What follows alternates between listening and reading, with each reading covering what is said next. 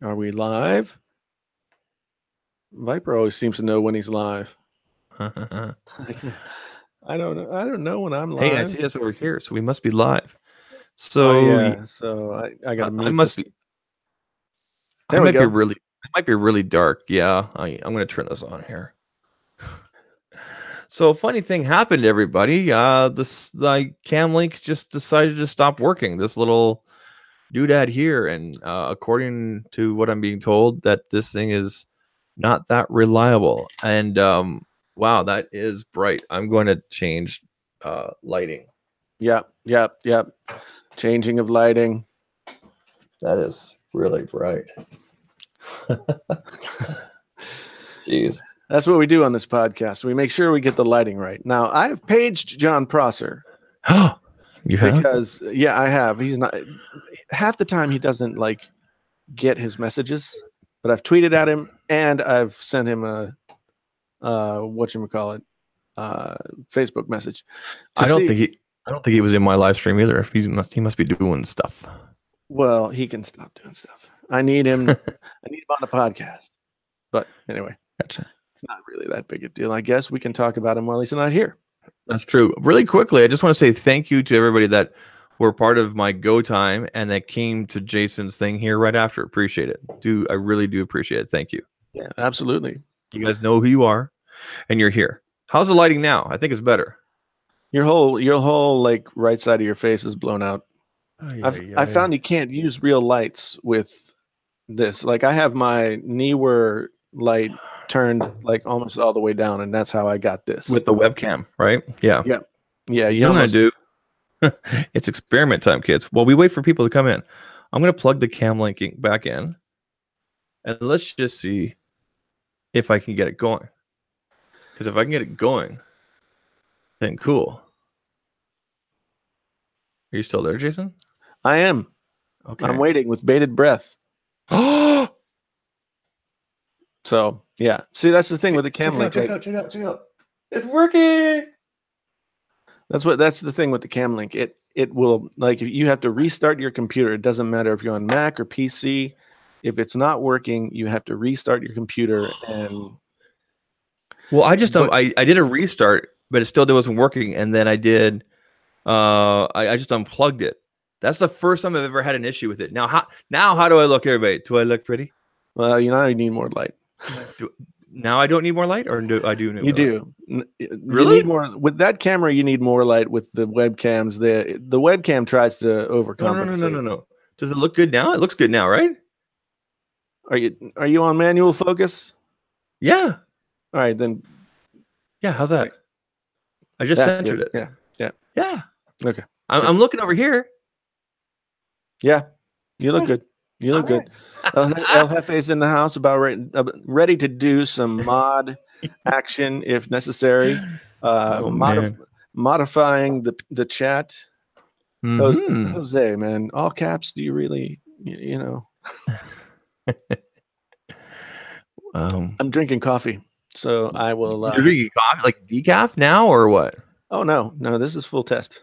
You're going. Wow. Do you not work tomorrow? Sure, I do.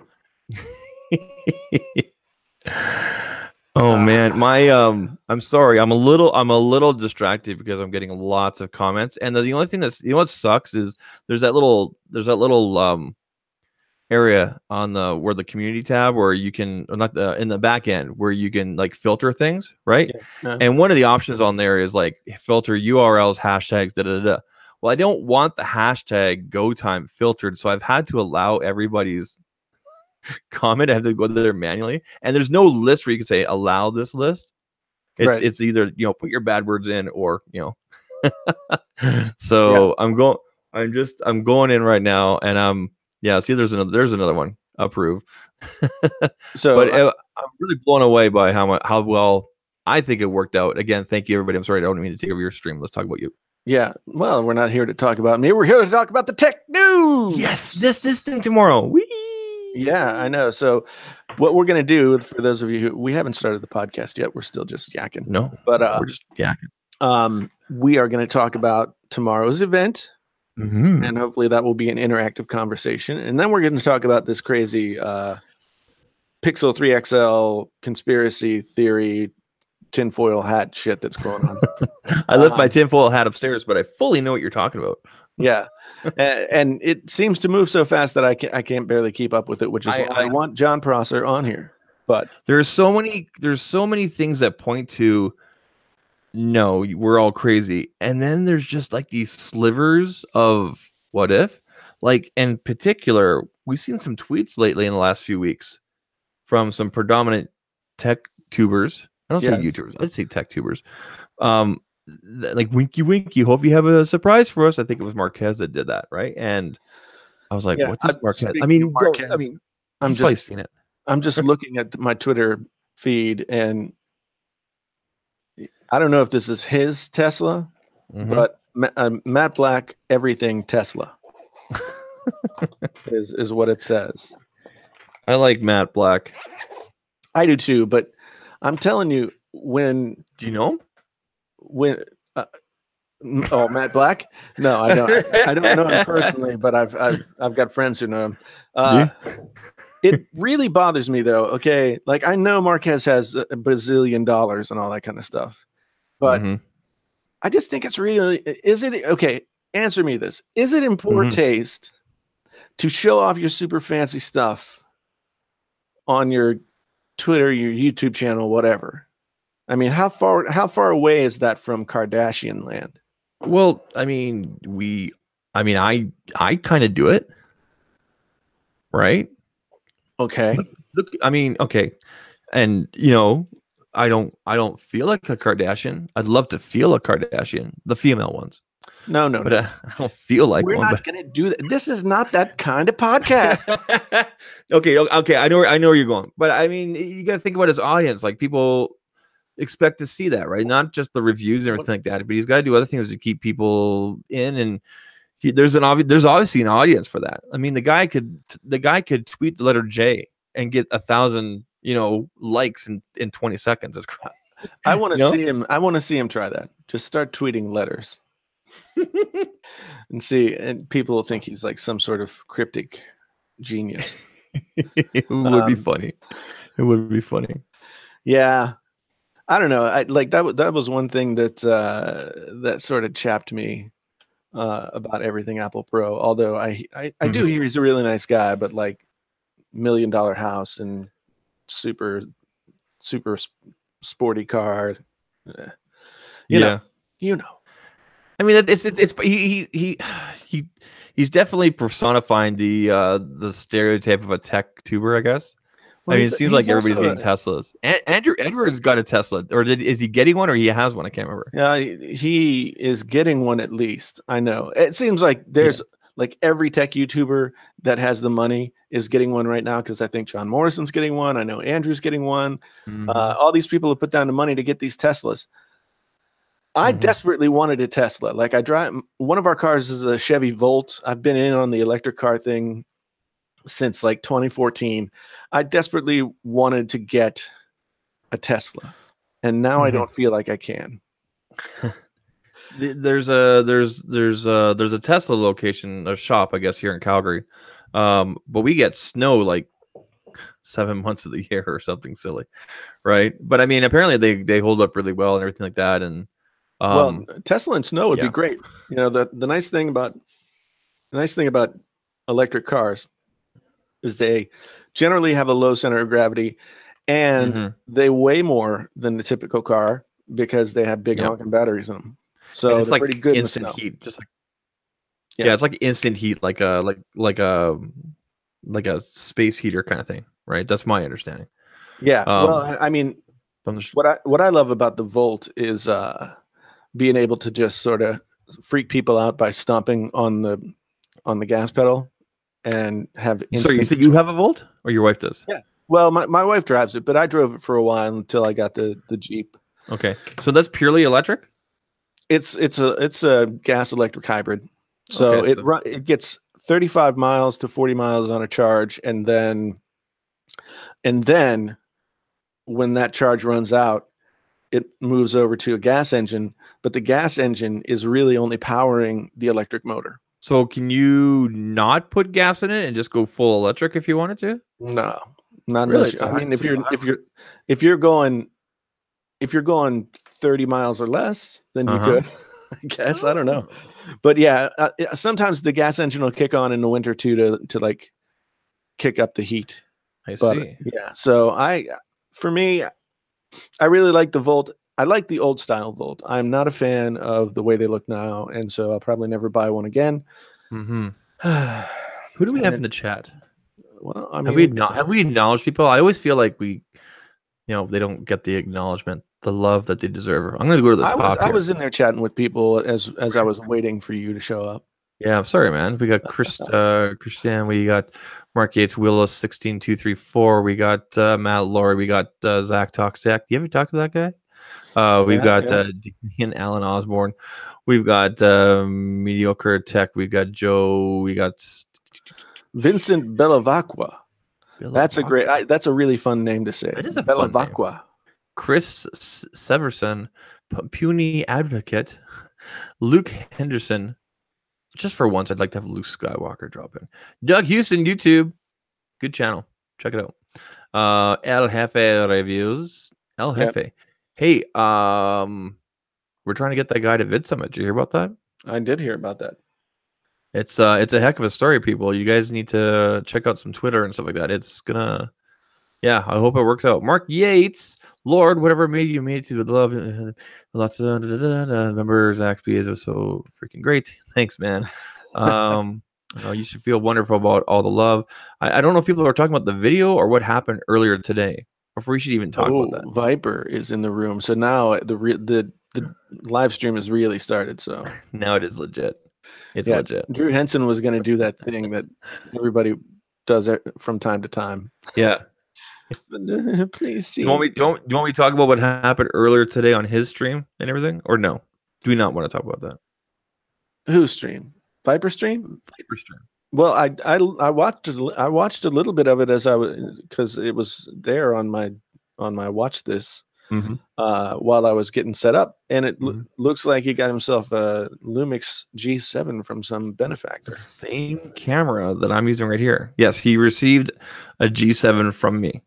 I sent him a G7. So I've tweeted this out a little bit, and I'm just to clear things up now because I actually missed the whole unboxing part. I caught the tail of it because I was uploading my video and everything. I was just deep in growth. I feel bad because I really wanted to see his live reaction, but I played it back after. So just to clarify, I sent Viper a camera because I believe in Viper. I believe in what he's doing. I am a big fan of his. I'm his friend.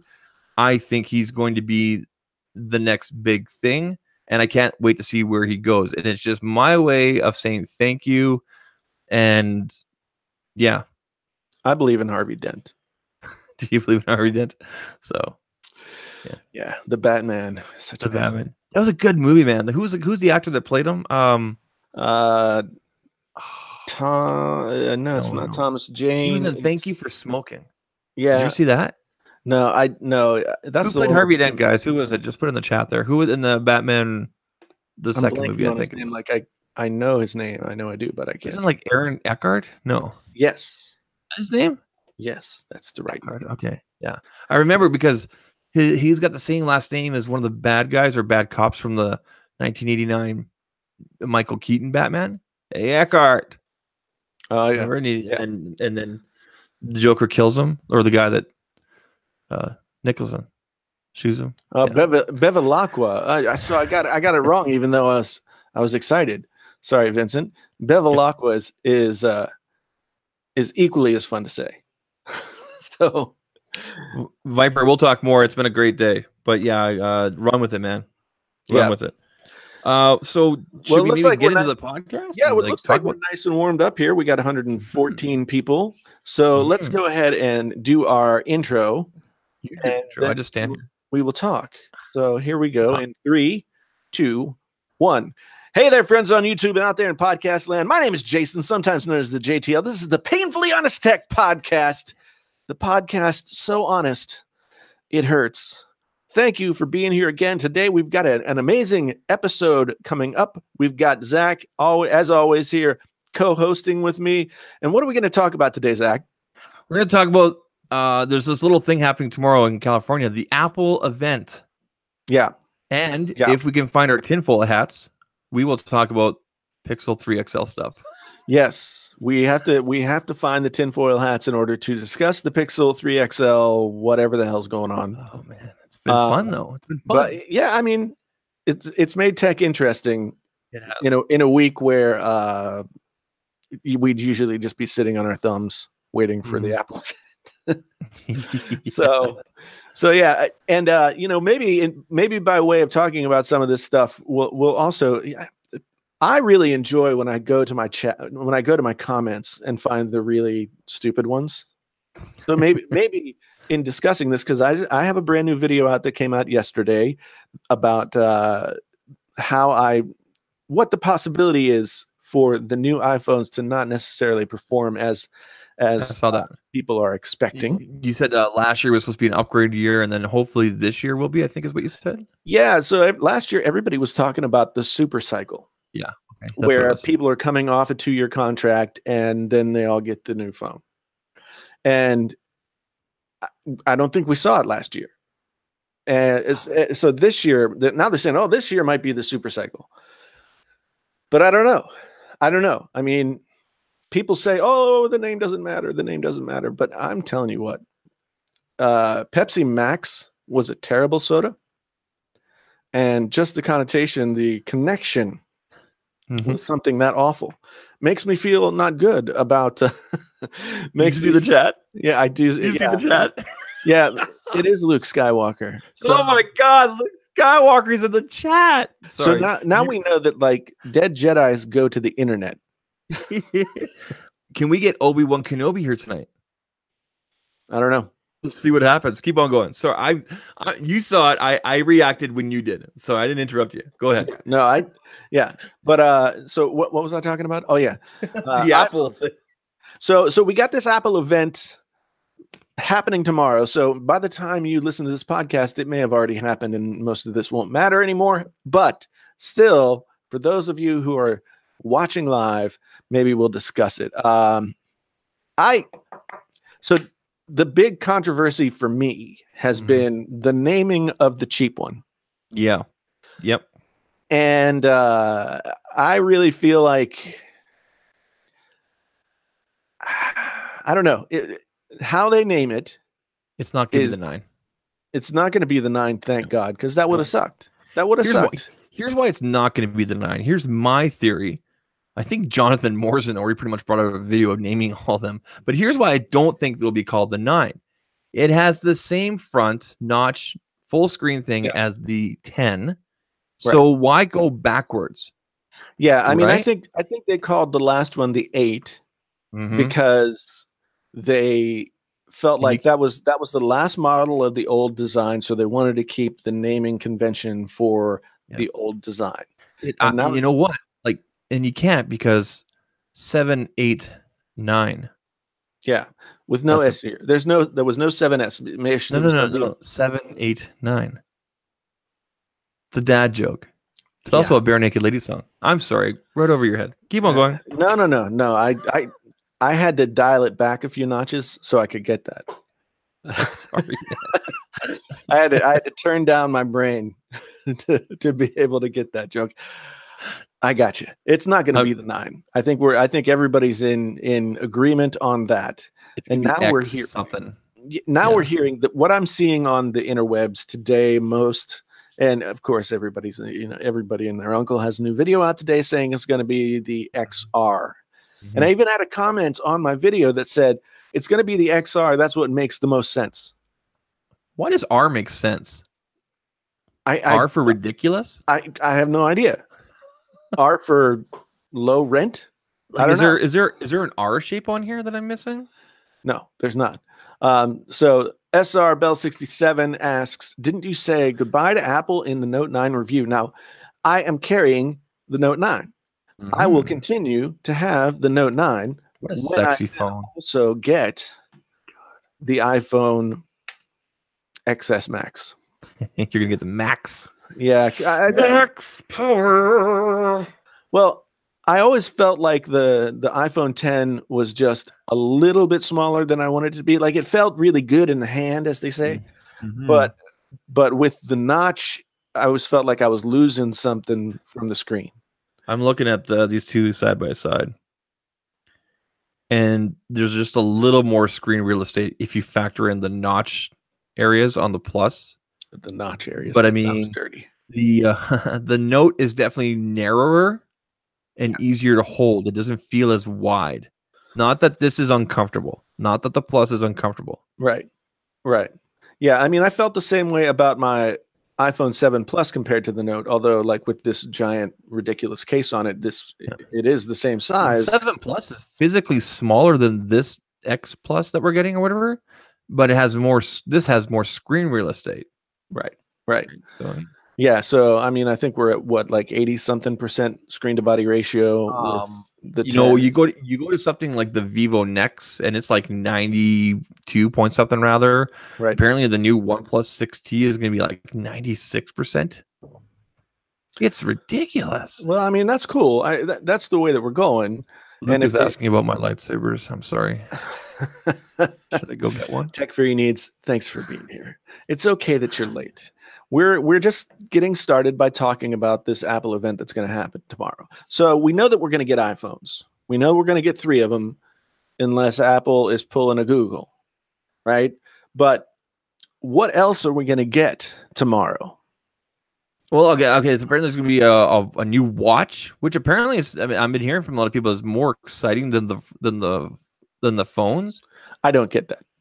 I get how it's more exciting because this. I mean, we had this introduced last year, and now we're getting a bigger version and a cheaper, as our friend Viper calls it, peasant version. That was full credit to Flossie Carter. He came up with that in Viper's stream. Oh, was it? Okay, so it was in. Okay, and then I've been using it, and Viper's been using it, and the Floss Man probably is still using it. So I can see if you're like hardcore Apple, you may not be completely excited about the phone unless you're doing an upgrade, unless you're going from like a 6 or 7 or something like that, or even from an 8 to this year because you didn't go to 10 last year.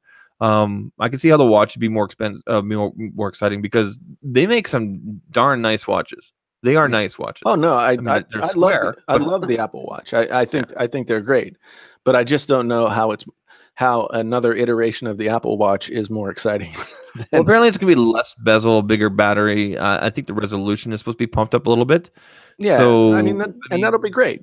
But I mean, but those watches already looked great. Like the text almost looks like it's floating when you look at it on the watch. They do, guys. Yeah. So SR Bell 67, thank you for both of these super chats, by the way. So update on the Note 9. I am still using it. I am still really liking it.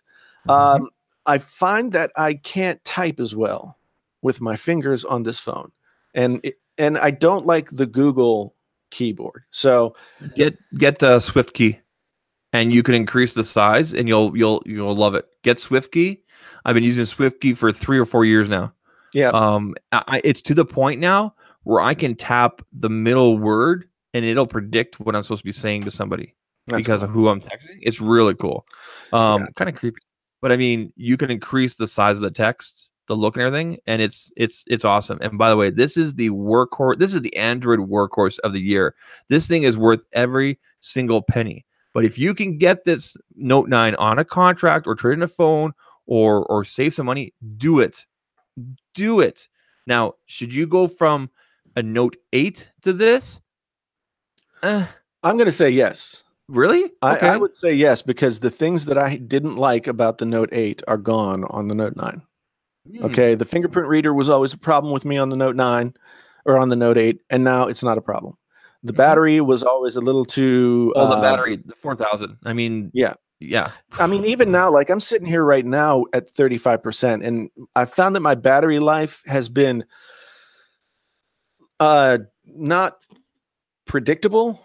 The first week that I had the phone seemed to hold a charge better, and now it's kind of getting weird. So I'm going to do a follow-up, like 2 or 3 week review. It just depends on what I can get in between Apple stuff. My first 4 days with this, the battery was all over the place. It was awesome, and then it was bad. But I think it was just a matter of things just kind of leveling out with because I have 7 Gmail or G Suite addresses coming here, 3 Exchange emails, to Twitter, to Instagram, and a host of other things that are constantly going off. I'm part of that underground maple syrup um, cartel, and we're getting the maple syrup to the people that need it in the United States. So I'm a busy guy. That's how I make my money. Czar Kaiser says his Note 9 is going to be perfect if he can remap the Bixby button. And I think, Zach, don't you have a video exactly on how? I have a video on that. I have a video on that on my channel. Please go check it out when you're done here about how to remap that. Get an app called BX Actions. Yeah. Okay, and in my video, I'll explain that you can remap it to whatever button you want. You can turn it off. But I also heard next month, in October, Samsung's supposed to push an update to allow people to turn it off. They more or less wanted to see how many people are using it, which, I mean, they're going to get a big whopping 2, you know? Yeah. So, I mean, the only time I push it, I use it, and I use it to launch the Google Now. So, you know, like when you swipe left on, like on a Pixel, and it gives you all the information, like relevant news articles and everything like that. So, Luke Skywalker is now a subscriber to your channel. Are you a subscriber to me as well? Okay, Mr. Skywalker? Just talk to the people. I'll be right back. Okay. Zach's going to go do something creepy. I don't know what he's doing. But so iPhone, and the other part of the question that that you had, I'm also going to get an XS Max. Yes.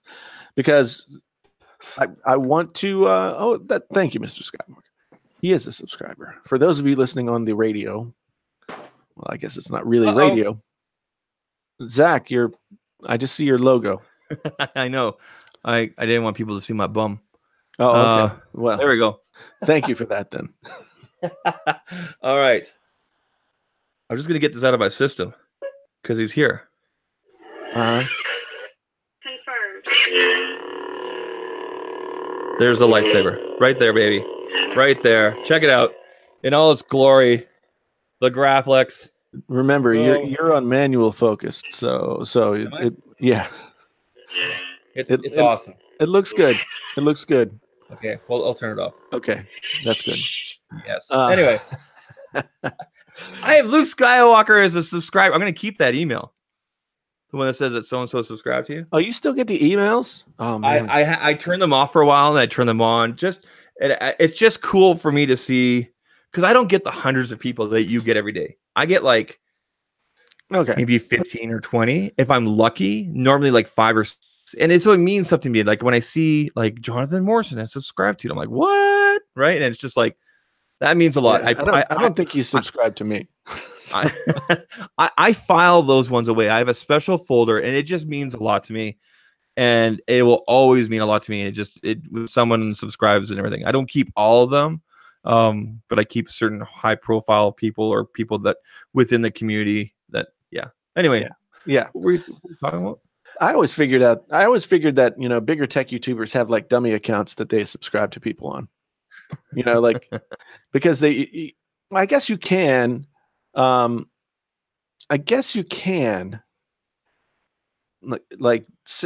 be shown in the subscriber list, right? You can set that as a feature. Yeah, mine's on private, so anybody I subscribe to, they won't get. I mean, they'll get the number, but it doesn't say like Zach subscribe to, and it's just because I like to keep what I'm subscribed to private. I mean, I basically subscribe to dash cam videos and tech channels. That's it. But I mean, for the longest time, I had it on private. I guess I could turn that off, but no big deal. Yeah, I think when I first started my channel, when the channel started to exist, not when I actually did anything with it, I don't think any of that stuff was a feature, so I just left it. We have 146 people in here. Hello, 147 people. Have we ever had that many people? I don't know that we have. I mean, it's crazy. What did we do to deserve this? I don't know. I don't know. Okay, so we're talking about the phones. Everybody's arguing. It's funny, isn't it funny that this year everybody's arguing about the names of the phone, of the iPhone, and the features. And in past years, it's always been like, no, Samsung's the best. No, Pixel's the best. And then it doesn't seem like we're having as much of that this year. It's internal fighting about the phones. For one thing, Google is like screwing themselves over without any help. So they're a dumpster fire all by themselves. And you should have just kept the 10, and then just gone 11. Do you know what I mean? And just had that as a special anniversary. This is the problem that I have. Okay. So everybody complains when people called the 10 the X, right? Yeah. But now that there's another letter after the X, no one is ever going to say 10 again. Exactly. It's always going to be the XS. And then you're going to get people that like plug that in and be like, no, that's actually Roman numeral like 15 or something or whatever. Like, what's XR in Roman numerals? Does it mean anything? No. I don't think there's an R equivalent. C? Like, I failed that part of school. Well, I mean, if it was going to be 11, it would be XI or IX. You should know this. You're the teacher. Yeah, I know, but I'm not good with math. So up in the chat, Genosis asked if we thought whether or not the XS. I'm never going to be able to call it the 10S. I think of NXS when I hear the name, like new sensation. Is it going to get ProMotion? The ProMotion feature that is on the iPad Pros. What's ProMotion? ProMotion is basically what they're calling 120 hertz refresh rate. Oh, it's sweet, man. I have the Razer phone with 120. Yeah, it makes a difference, man. You can't see it on film, but it's sexy. Well, the reason you can't see it on film is because the highest resolution you can put a YouTube video up on YouTube is 60 frames per second. So of course you can't see 120. Yeah. But yeah, it is a pretty nice feature, and that's one of the features that I would expect them to put on. They're not going to do anything crazy. Mm-hmm. We're not going to see anything crazy out of the ordinary, out of left field for Apple. It's going to be still the same old iPhone.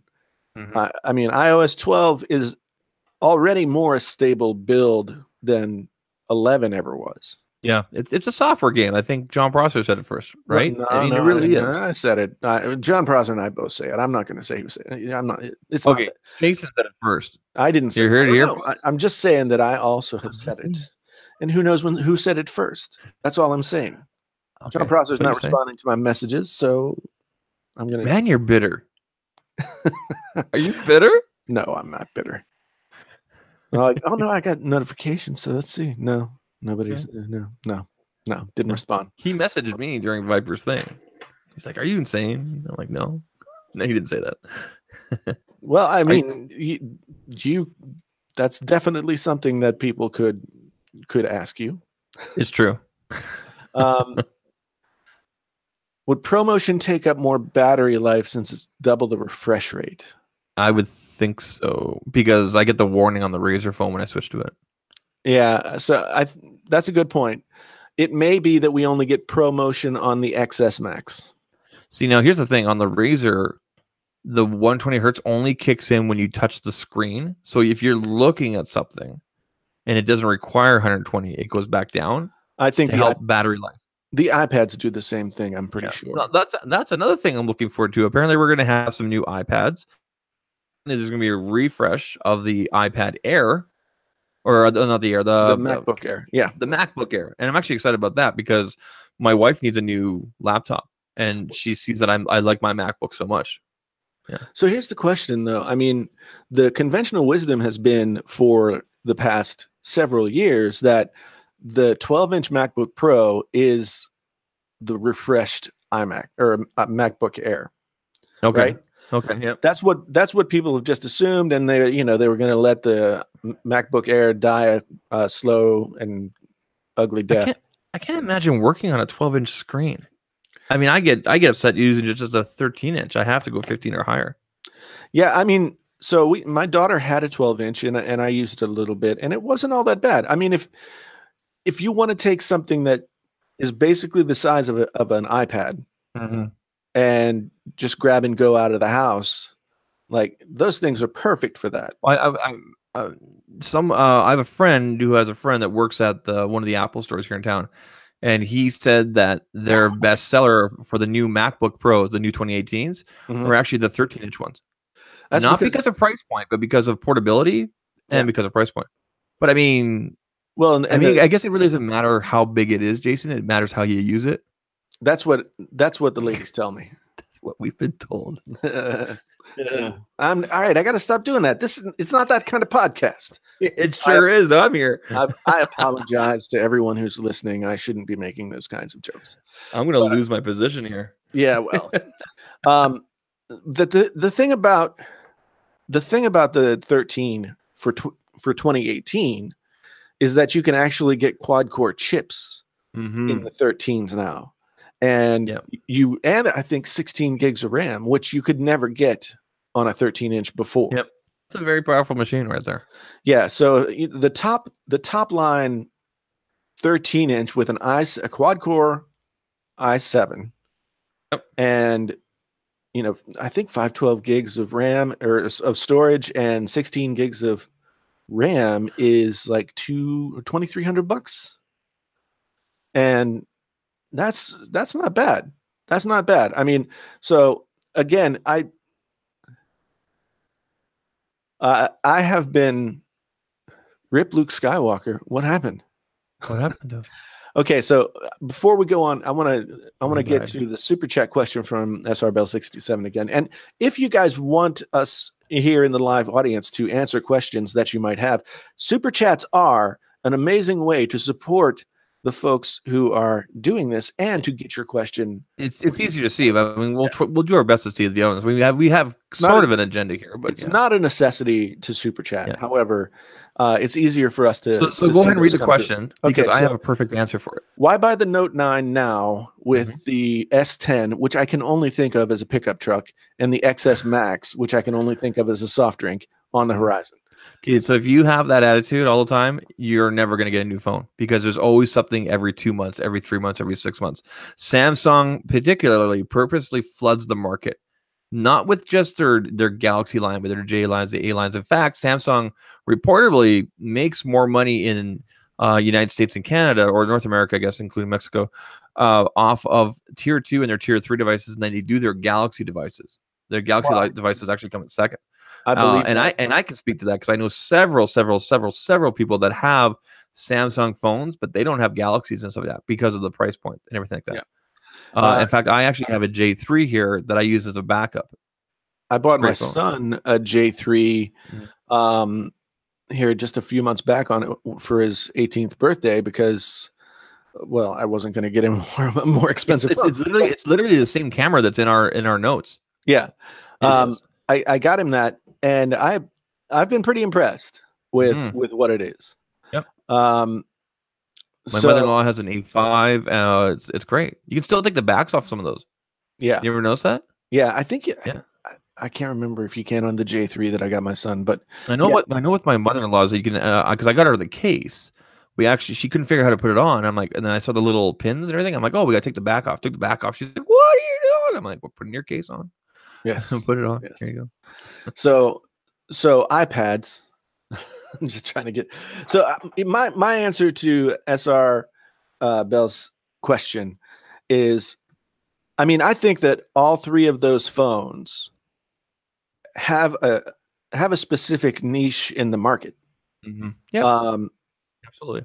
I think that the S10 and the XS Max might cross over a little bit more, whereas the Note, you could make the argument that it's much more of a specific device in terms of like. Well, the Note's not for everybody, definitely. Yeah. No, and that always surprises me, but because I find that honestly I find the S phones boring. Yeah. But that's okay. The new OnePlus 6T, if the rumors are true, looks super. Have you seen the? Yeah, I have. I gotta say though, I'm a fan. I don't care about OnePlus. Really, you don't like them? I mean, I had the 5T. I liked it fine. I gave it a positive review. I don't know. It's just really hard for me to get excited about them because to me, they're still just kind of like the charm of a OnePlus phone is that it's almost as good as a flagship for a few $100s less. Well, as Mark has put it, I can't just say it. I always have to make sure I source who I'm getting the quote from. he put it best. For the OnePlus device, you're getting 90% of the flagship for 50% of the price. Yeah. So there's going to be some compromises. Like they took out wireless charging. They didn't pay for proper IP rating on the waterproofing and things like that, right? And I'm excited about. I mean, it has this little teardrop. It's not a full notch. It's a teardrop. Yeah, that's what Christian here in the chat was saying that as well. It looks nice. I can deal with that. Notches, F the notches, man. Samsung's doing the right thing by not doing notches. But that teardrop thing, I can work with that. Yeah. It actually looks kind of nice. You got this little right. Well, that's what I liked about the Essential phone. I mean, they didn't do the teardrop. They just did a really, like a nipple, really quick swoop. Just call it a nipple. I'm not going to call it that. Say nipple. Not going to do it. But that's what I liked about the Essential phone. And, it's surprising to me. Well, maybe not surprising, but it's kind of bizarre that the Essential phone, which basically came out, 2 years ago now? Is still going strong. Yeah. Still people, still highly spoken of in tech circles, and people are still liking to buy them and all that. And I mean, I think it helped that they were like $250 on Amazon there a couple of months ago. But what was that, Prime Day? They were $250, $250 flagship device. I don't know. I mean, I hope somebody buys Essential and keeps going. I think Amazon should. Well, I mean, when I saw that 250, I was like, maybe this is a sign of things to come. If Amazon does, hopefully they don't slap all their commercials on it, like on the lock screens and all that kind of stuff. That's annoying. I tell you what, I mean, Essential. Go on. We lost you. You went. I did. Am I okay now? But we lost what you said about the Amazon ads. Oh, I was going to say, if Amazon does pick them up, hopefully they don't put their ads all over it, like on the lock screens. Yeah. And here's what I'll say about the ads for Amazon and their devices. 165 people here. Hey, 164 now. You jinxed us. I kicked somebody. So go on. The thing that I'll say about the Amazon devices. So I use a Kindle, and I was at first, like, I paid to get the ads off of the first time the ads were put on to a Kindle. I was like, screw this noise. I don't want that. But now they're so good at targeting, like what happens when I'm done with a book? I'm looking for another book. Yeah. And you know what book I just finished? Did you? Yeah. Just finish a book? What book was that? I finished a few days ago. Your book. Oh, yeah? The 14th Colony, a novel with music by Jason T. Lewis. Oh, I didn't listen to music, but I listened to I read your book. And Zach's on the spot now. I'm still processing it, and that's not a good or bad thing. Okay, fair enough. I enjoyed it, but I'm not ready to give you my full review yet. That's fine. I'll do it on the other channel, Honest Books. So for those of you who don't know, I am a writer, and I have a novel out there called The 14th Colony. It's available on Kindle and you can buy it and have a physical copy and stuff. If you're interested in those kinds of things, then you can find the link. There. That's the book. Wait, say it again. What? There's the book. Oh, so people can see. So the camera switches. Yeah. There's the book. There we go. That's it. Yep. That's it. I spent 8 years of my life writing that book. So, a novel with music. Yeah, you can get the music if you search 14th Colony on. Well, I think if you search Jason T. Lewis on any streaming service, you can get the music for that book. And there's a really great picture of you on the back with a dark beard. This is before you became 203-year-old wizard. Yeah, I think that picture was taken in like 2008. I'm going to bring this with me to Vid Summit and get you to sign it. Okay. No problem. Yeah. You're going to Vid Summit, aren't you? I am going to Vid Summit. I'm going to Vid Summit too, man. We're gonna have a great time. It's gonna be good. I think I'm gonna like mud wrestle Daryl Eves. Have you mapped out like which speakers you're gonna go see and stuff like that? Like which rooms or anything? I mean, it's on the website. I mean, I know I'll go see Roberto because Roberto's my homie. Yep. And there are a few other people that I definitely want to see. I'm gonna go see Roberto and bring my lightsaber with me and just light it up randomly here and there just to distract him because I know he'll want to jump off stage and be like, "Give me that." Yeah, so I haven't really looked deeply at the scheduling of the program. I've looked at who's going to be there, and I know there's a lot of people like Peter McKinnon. I want to see Peter McKinnon. Yeah, I think we both have the replay. So we can go back at the end of the day or a month later, 2 months later, up to a year, I think it is, and we can play back what we missed. So, for example, at 8 a.m. on the first day, there's two different things. There's like a Patreon thing going on and then like something more business related. And I'm going to go to the business stuff. Like I'm more there for the context of the business side than say the YouTube side. But I think big things like Gary Vee and Peter McKinnon, like everybody will be invited to that. Like there'll be one big room. You know, I'm going to make an admission here. And for those of you who don't know what we're talking about, Vid Summit is a conference that happens in Los Angeles every year, run by a YouTube educator named Daryl Eves. And it's basically where folks who do online media of all different kinds, but mostly online video, can go and sort of network and learn some stuff and all that kind of thing. So it's pretty cool. I will say this though, I'm going to make this admission live on the air. What? Oh no. While I like Gary Vee, most of the time he just freaking pisses me off. Oh, I thought you were going to say the other thing. What? Never mind. Okay. Well, yeah. No, Gary Vee, he's the king of like overstating. He's like a shock jockey. Yeah. He's right? like that's how he gets your attention. He's like he's the Howard Stern of inspirational speakers. Yeah.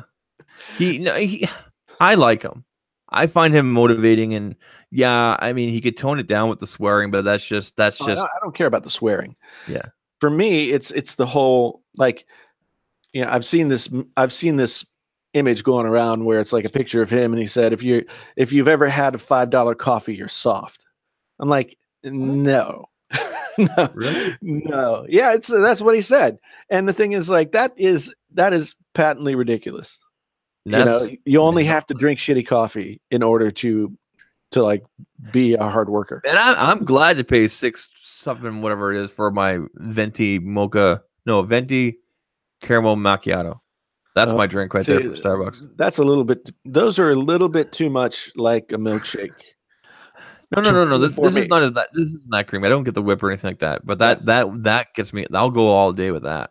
I get a latte or two on the weekend, but I still buy like a $3-something coffee every day because I like coffee.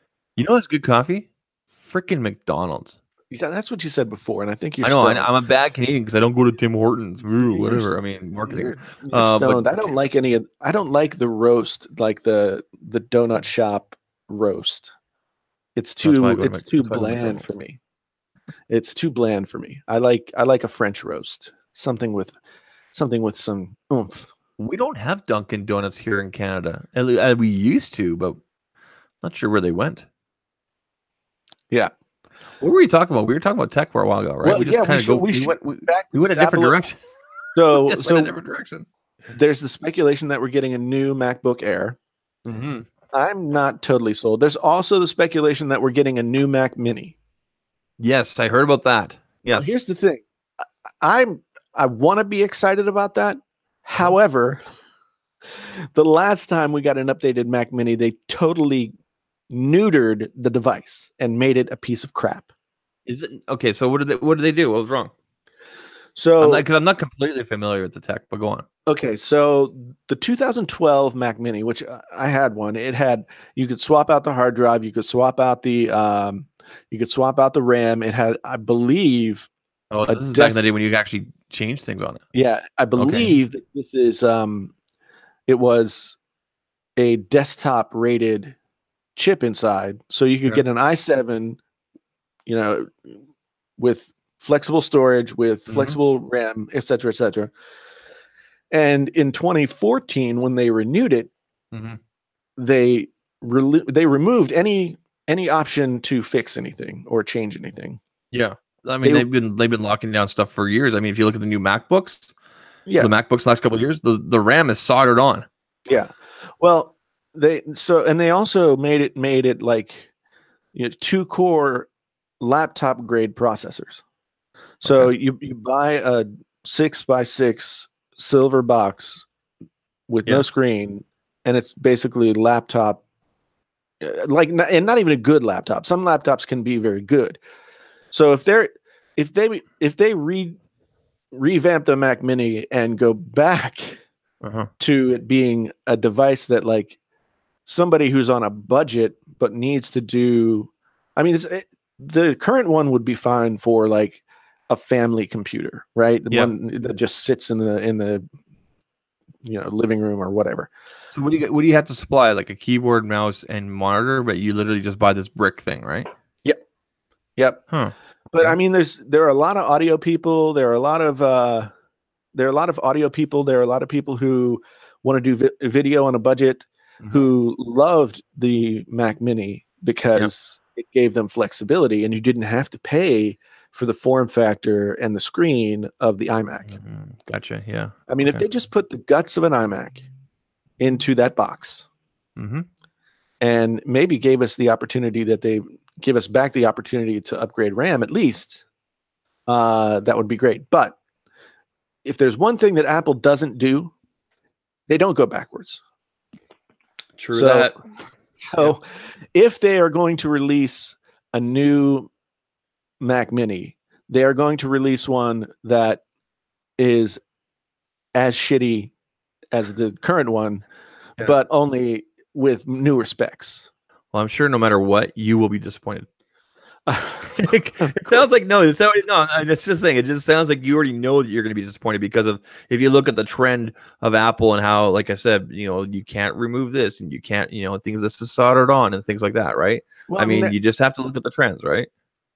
Genosis asked if I've ever tried a Hackintosh. Yes, I have. In fact, I have a somewhat working Hackintosh build sitting right next to me, but it just wasn't, I couldn't get it to be stable. Like, it just kept freezing and I'd have to restart. And I didn't want to spend the amount of time that I needed to in order to possibly make it work reliably. This was always my problem with Hackintoshes. I mean, I know a fair deal about computers just by virtue of working with them for so long, but I'm not like a code guy by any stretch of the imagination. So having to get down into the code of what's going on, it's something I could do, but it's not something that I've got things that I got to do more than that. So so we have an Apple like credit card. And we paid it off. Like we made the final payment on what was on there. So I went to the Apple store on Sunday, and I was really struggling with this decision because, like, by the way, speaking of shopping, hold on, I have to tell everybody here because there may be people in here that aren't on Twitter. Oh yeah, okay, go ahead. I think it was yesterday. I was video chatting with Jason. Like, we don't text, we video chat. We do the Facebook Messenger thing, right? And he's driving, and I can see he's pulling into a parking lot, and I can see out the window. And what do I see out the corner? The distinct corner yellow sign of Best Buy. Jason was at a Best Buy. What do you think he was returning this time? Let me ask you now. I was not returning anything. I was not returning anything. I took the best screenshot. I'm laughing, and you're just like, that look right there. Right there. You knew exactly what was going on in my head. Yeah. It was amazing. It didn't even dawn on me that that's where I was going and I was talking to you. He just got drawn there. Go to Best Buy. Well, no, I bought a new audio interface. Okay. And in order to use the audio interface, I needed a Thunderbolt 3 cable. Okay. And I thought I had one here. In fact, I do have one here, but I needed it for I needed it for my little dock that I have for. Are you going to return it? No. So anyway, to get back to my story. I'm sorry. Go ahead. I was, so I had that money that we could use on the credit card, and depending on like how a few things fell, I had a little bit of money to add to that cost because I needed it. I needed a computer, and I was thinking I couldn't decide what I wanted to do. I really wanted a desktop account or a desktop machine. Yes, I did use my wife's account. Leave me alone. That's what happened. You saw that typed out. Yeah. So I was looking at the Apple lineup, and this is really telling, honestly, about the Apple lineup right now. There was not an iMac, and I don't like to wait for things. This is a failing of mine. Yeah. But I figure if you're going to the Apple store, you should be able to buy what you're buying. What you want. But they don't carry any of the any of the upgrades. They don't carry any of the upgrades. They can't make any of the upgrades, so you can only buy what Apple offers off the shelf. Yeah. And so it was like, well, the iMac with an i5. And that's a backwards move. Yeah, so I didn't really want to go there. And then I thought, I really want the MacBook or the iMac Pro. I really want the iMac Pro. Just wait for tomorrow. We'll see what happens. Yeah, well, here's what I did. Oh no. I wanted the iMac Pro. I even considered the 2013 Mac Pro. Jesus. Because that's still a pretty beefy machine. Well, it's got all the ports and everything, right? Well, it only has 4 USB ports and it has like 8 Thunderbolt 3 ports. Yeah, that's ridiculous. Thunderbolt 2 ports. Yeah, okay. So I but they don't even carry it. Like I asked, like, can I get one of these? And the Apple Store is 2.5 hours away. So, and the guy was like, "Oh yeah, we carry everything." And then he looked at his little thing and said, "Oh no, we don't have those." So they didn't have any Mac Pros in the store. So finally I decided to get the 2018 15-inch MacBook Pro, the top end i7 model. Yep. And that's what I've got now. Okay. So I got that and the space gray trackpad, and man, everything that I own is now space gray. So space gray everything, right? Yeah. I got the. Are you using the MX2? Yep. Yeah. I mean, I think I've charged this once since I got it. I've got the Logitech Craft That's keyboard. A killer keyboard. That's a killer. I got the K11. I like the small profile. The only thing I kind of miss having is a numeric pad. But remember how I got that really nice mouse pad from Nomad, that big leather thing? Yep. It's good I have this small keyboard because now it all fits. But this is nice. This is the K11. I think I've charged this once in the last 2 months. The Logitech went 2.5 months. Been beautiful. Freaking awesome. Yeah, the battery on the Craft is not as long lived as the other stuff, but is it micro in to charge? It is USB-C. It's USB-C. See, at least that's smart. At least then you get a fast charge, right? This thing is it's micro. That's why I have a 3-in-1 cable here. Yeah. So I got the MacBook. Okay. MacBook Pro. So you got the 2017 MacBook Pro? 2018 MacBook Pro. Oh, you bought the new one. Yeah. Sorry, I misunderstood you. How big's your hard drive? 512. So you bought the small hard drive.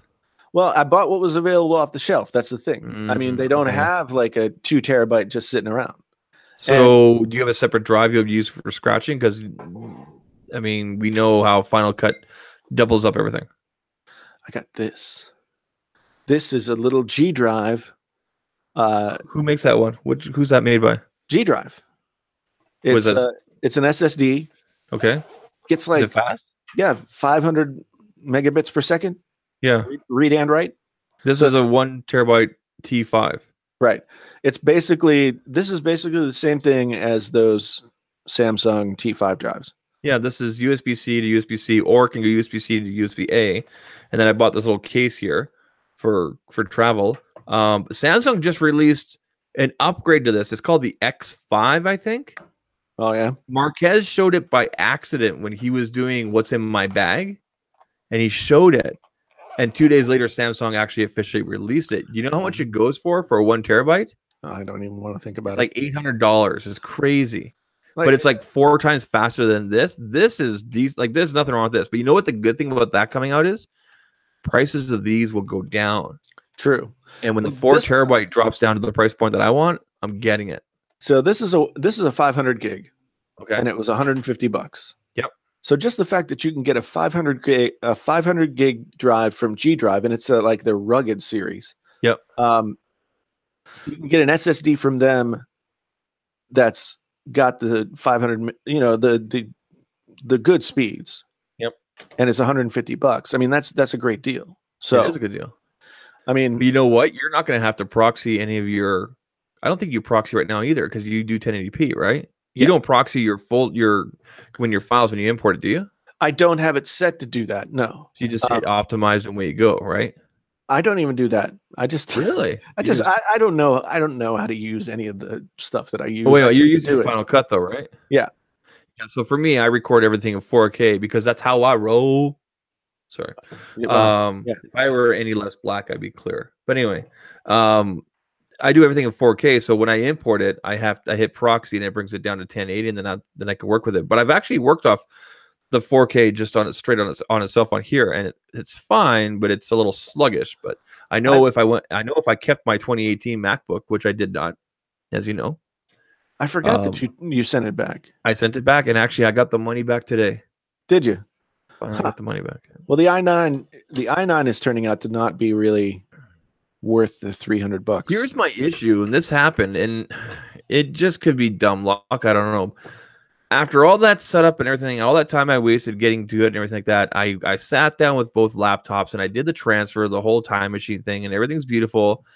But as you know, when I'm here in my studio, I have my 35-inch widescreen thing, and I have the MacBook Pro closed, right? Power going to it, and a single USB-C coming out of it going to this. Okay, so basically it becomes a base station. Right. Here was my issue with the i9. As soon as I closed the MacBook Pro, the signal got cut off to the monitor. I was on the phone with Apple's support and all that kind of stuff for almost 5 hours. We went through everything. We tried upgrading this, and it didn't work. Now, here's the ironic thing. When they walked me through the steps of like erasing the hard drive and anything, I'd getting ready to send it back because I initially told them that I wanted to exchange it. Right. I formatted it, and then I'm like, I think just for fun, I'm going to try setting this up again. And sure enough, plugged in the cable, closed the MacBook Pro, no problems at all. Yeah, I had something similar happen to me like on day 2 with this machine where I went to reboot it after installing something that I had to install, and it kept going to this like error screen and listing off like all of the errors that were going on, and it said that it couldn't install the like version of the OS or something. I'm not trying to install a version of the OS. Yeah. I'm convinced that and this is just from that one experience. I normally, like, for example, when I set up a new Android device, you usually when you're swapping over, sometimes Android will ask you, do you want to reinstall like your 94 apps? We'll do it for you. Right. I like to manually do it myself, just to do a fresh. And it also gives me time with that new device to really figure things out and everything like that. I'm convinced that because I did the time machine thing, or because something may have gone wonky. Like, right. I have no way to really prove that because I didn't get another one. So anyway, Apple sent me back a new one. I didn't even open the box. You know how it comes in that brown box and you take off the seal and then it's inside floating inside there? I didn't even open that. I called them up and I'm like, send me a return label. And man, that was tough to do. I'm like, guys, it's not even out of the box. Well, have you tried turning it on? No, it's in the box. Like, literally, I signed for it with FedEx. Give me the return label. But I mean, luckily they were cool about it. There was no real questions, no real like no, sir, you know, and everything like that, right? The support team and the people have been really nice, except for that one girl that I was talking to who was clearly in Atlanta. Nothing wrong with Atlanta at all, but I could tell with the accent, and she was dumb as rocks. But anyway, go on. So all I ended up doing to fix my problem was reinstall the OS. And the nice thing was it reinstalled the OS, but it didn't like wipe everything. So I didn't have to start from scratch again.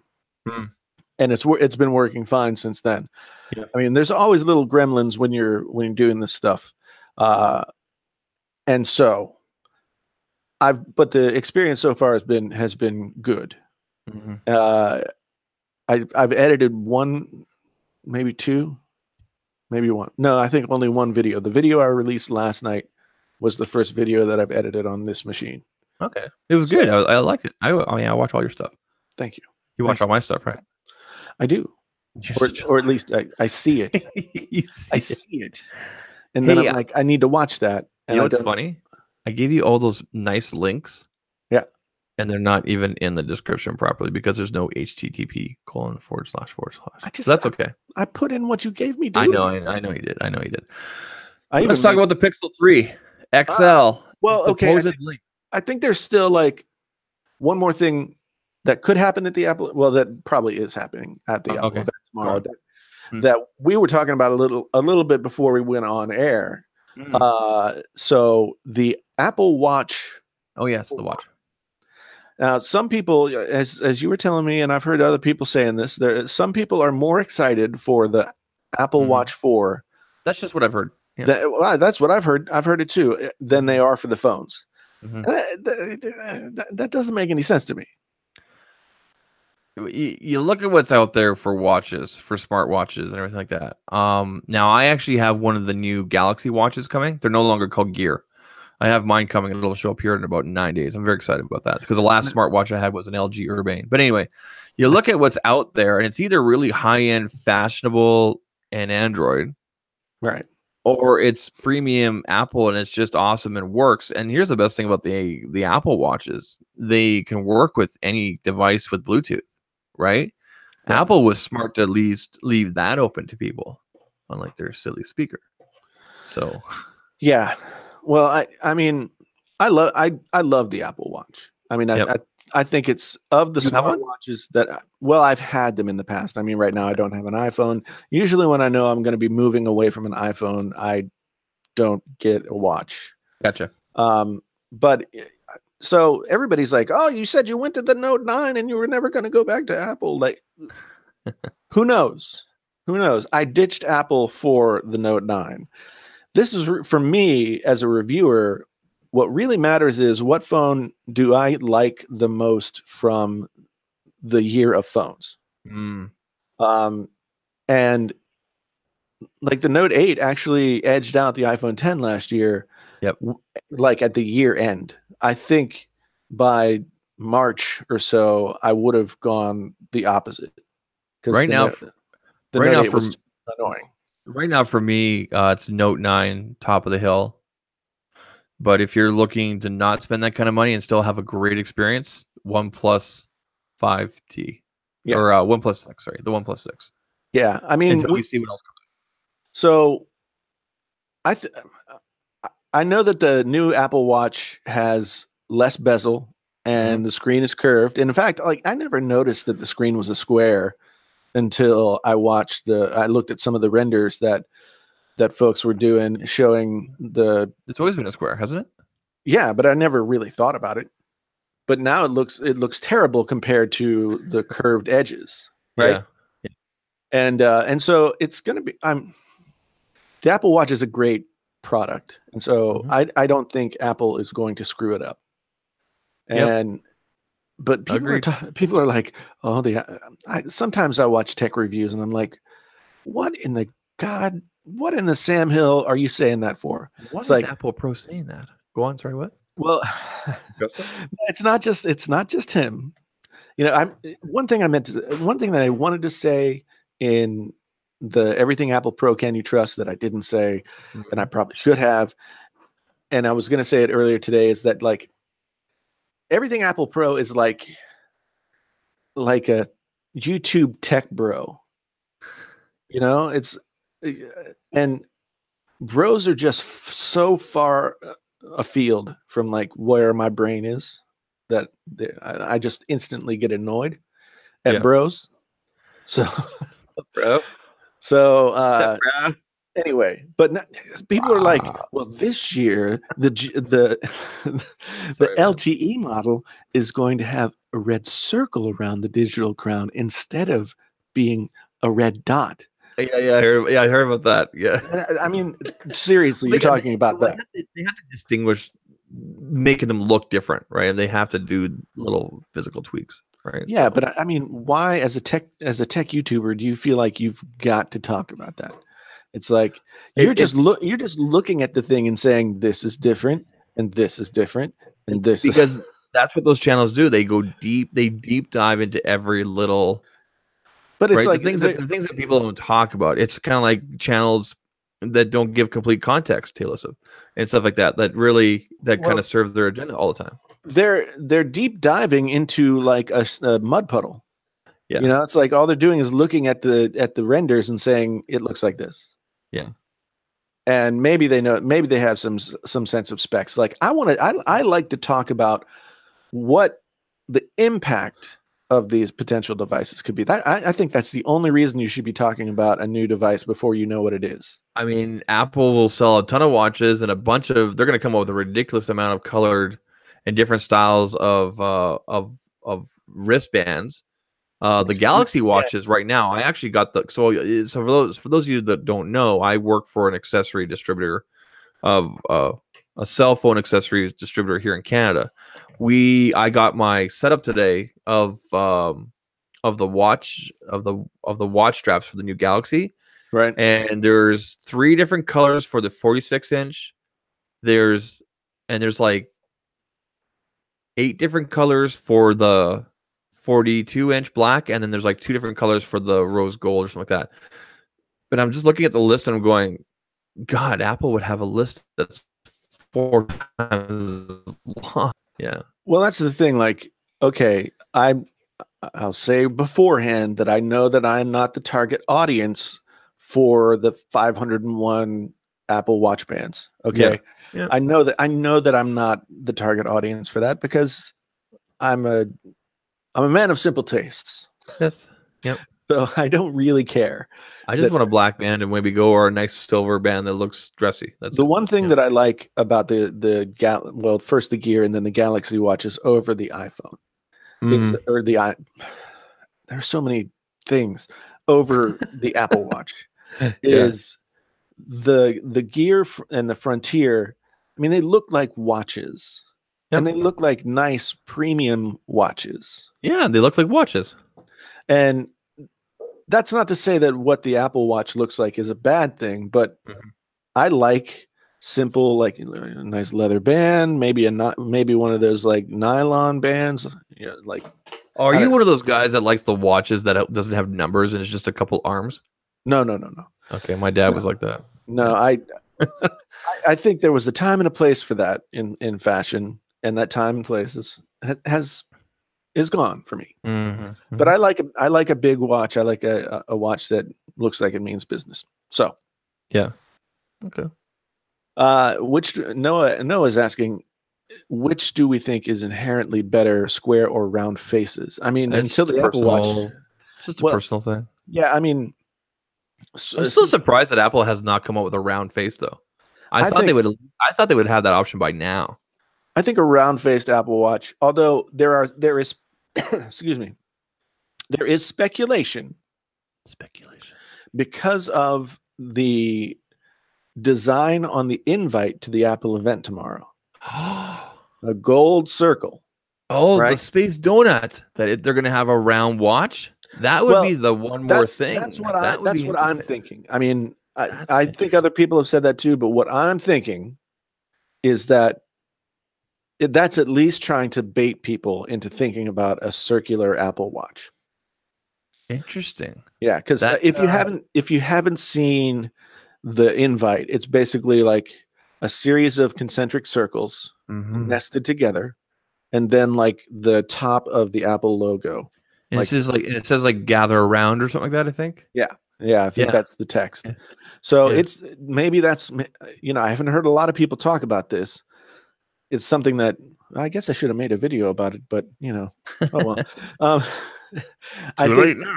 I think maybe that's a hint toward a circular Apple Watch, but I think a circular Apple Watch would look stupid. That's just me. Yeah, it says I don't know if you guys can see this. It's on a black screen. It says gather round, right? Yeah.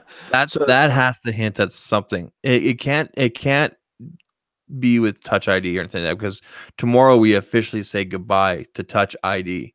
Yep. Think about it, right? 3 new phones. Last year we had the 8 and 8 Plus that had Touch ID. This year, gone. It's all about the face. So hopefully you guys' faces don't change throughout the year. So Samuel says he hopes the one more thing at the end of the event is fingerprint scanner under the screen on the iPhone. No. That's never going to happen. Apple won't do that. They won't do that this year. They won't do it next year. They'll do it in 2020. Mark your calendar, September 11th. I said September 11th, 2018. They'll do it in 2020. I guarantee you. I don't think they will. I think Face ID was a groundbreaking technology that worked in so much better than anyone ever thought it would. And it eliminates the need the OnePlus 5 and the T and the OnePlus 6 says hello with their super fast unlock. And I know, Jason, it's not secure. It's not the same, blah, blah, blah, with the dots and everything like that. But the point is, we've had it for years on Android. And I applaud for Apple for making it quote unquote secure, but we've also seen people break it as well.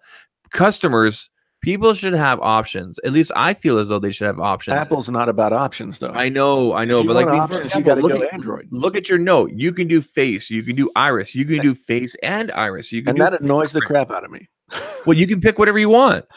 I know, but I don't want to have to pick. Why? Because I want one. This is how Apple does things. They pick what they think is the best way for the most people, and they use that. Mm-hmm. Whereas, like, I can get into my Note 9 with my finger, with my face, with something, just shoving my finger. I like having options, whatever. Yeah. So I think that Face ID was like a game changer in terms of phone security, and it's likely going to be much faster this year, and it's going to only get better. So based on a couple articles I've recently read and from industry experts, if 2018 was the year of the notch for Androids, 2019 will be the year of in-display or under glass or under display fingerprint sensors. And it's going to for Android. And it's going to kick off with the OnePlus 6T. Okay. Now the technology already exists. I have the original phone that did it first with the Vivo UD, the Vivo X20 Plus UD, and then I have their latest version, the Vivo Next S that has the pop-up camera. Is that a medical device? The Vivo? No, but I mean it's a Chinese device. Okay, but Vivo's owned by the same people as OnePlus, which is B&K Electronics. Okay, which their flagship is actually Oppo. Well, yeah, exactly. Vivo is actually technically their value brand, and then OnePlus is their basically North American brand.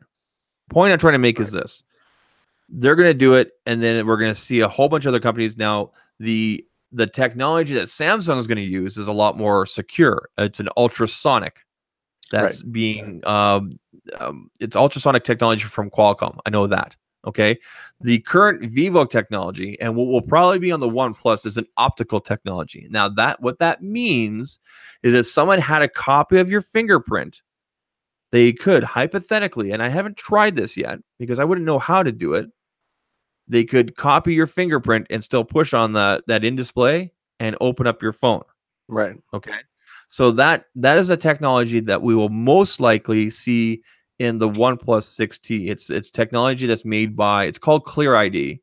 It's made by Synaptics. Synaptics is the same company that does your touchpads on your MacBooks and your PCs and all that kind of stuff. Okay, Synaptics. The Samsung's using an ultrasonic technology, like I said. But the point I'm trying to make here is that we're going to see this rise, and people are saying, this is cool, nothing on the back anymore. So why can't Apple in 2020 say, you know what, you can have an option, Face ID or in display? They just won't. The only reason they're not using is because it's not 100% secure right now, unless we see something completely secure from ultrasonic. And 2, because of speed. Yes, it takes about 1.5 seconds. But 3 months ago, the UD took 3 seconds to unlock. Now it's taking 1.5 seconds. Apparently, OnePlus 6T is going to be, So for one thing, I think that technology is showing up a day late and a dollar short. Because Face ID worked so much better and became so much like now. I love the Note 9. I have respect for a lot of these other phones, but Face ID, that's one time when Apple gets to say it's freaking magical. Okay, that's one time where they get to say it, and just the way that it works has become so seamless. When I moved away from the iPhone 10, it was really tough to get used to the fact that like I couldn't just pick the thing up and it unlocked. Yeah. I mean, having to do something it was really annoying. So I just think that by 2020, I think the converse of what you're saying. I think by 2020, everybody's going to have Face ID. That's secure enough to be like right now on my Note 9, I have an Exchange account that's tied to like healthcare, and so it's got HIPAA, all kind of stuff attached to it, and I can't use some of the Note 9's unlock features. I can use intelligent scan because they're not secure enough. I can use intelligent scan because that's 2 things. Okay. And I can use the fingerprint reader. And I could use a pin, but what is this, like 1998? I don't know.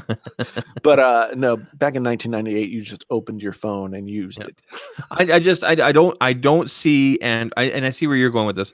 I don't see Android OEMs going eventually in a few years saying, you know what, we only need one method. As long as there's multiple methods, I'm all for that. But hopefully by then, Fuchsia will be launched. Yeah, not holding my breath. I mean, I guess this is our segue into the whole shitstorm that is Google. Oh, I didn't even think about that. This is a good segue. Yeah, I mean, so we've had all this crazy Pixel 3 stuff. Now, okay, guys, everybody in the chat.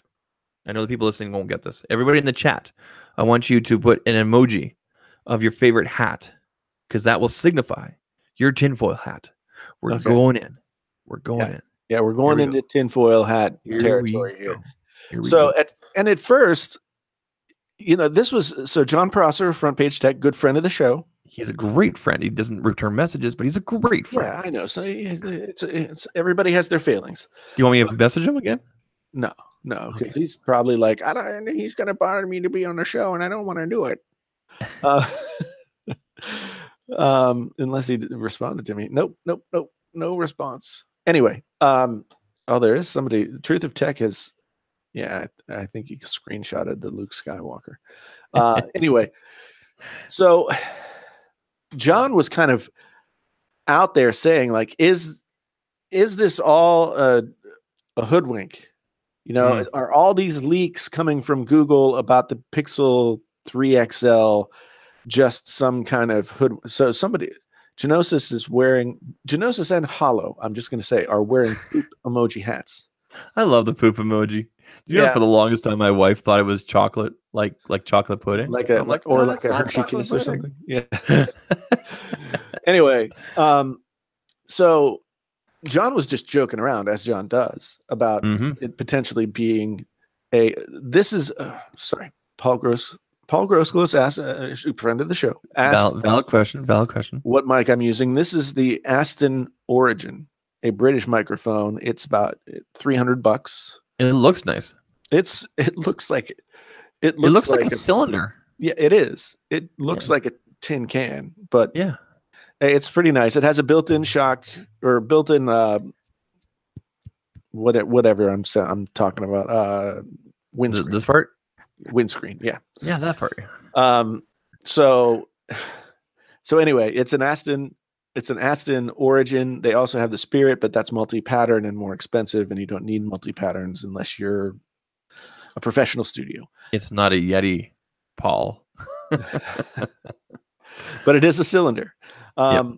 So anyway, John was just talking about what if this is all a bamboo? It was just theory. He was theory rising. What do you call it? Theorizing is what he was doing. I can't talk and doing what Front Page Tech does, which is kind of poke the bear. He was poking the bear. He poked the bear for sure.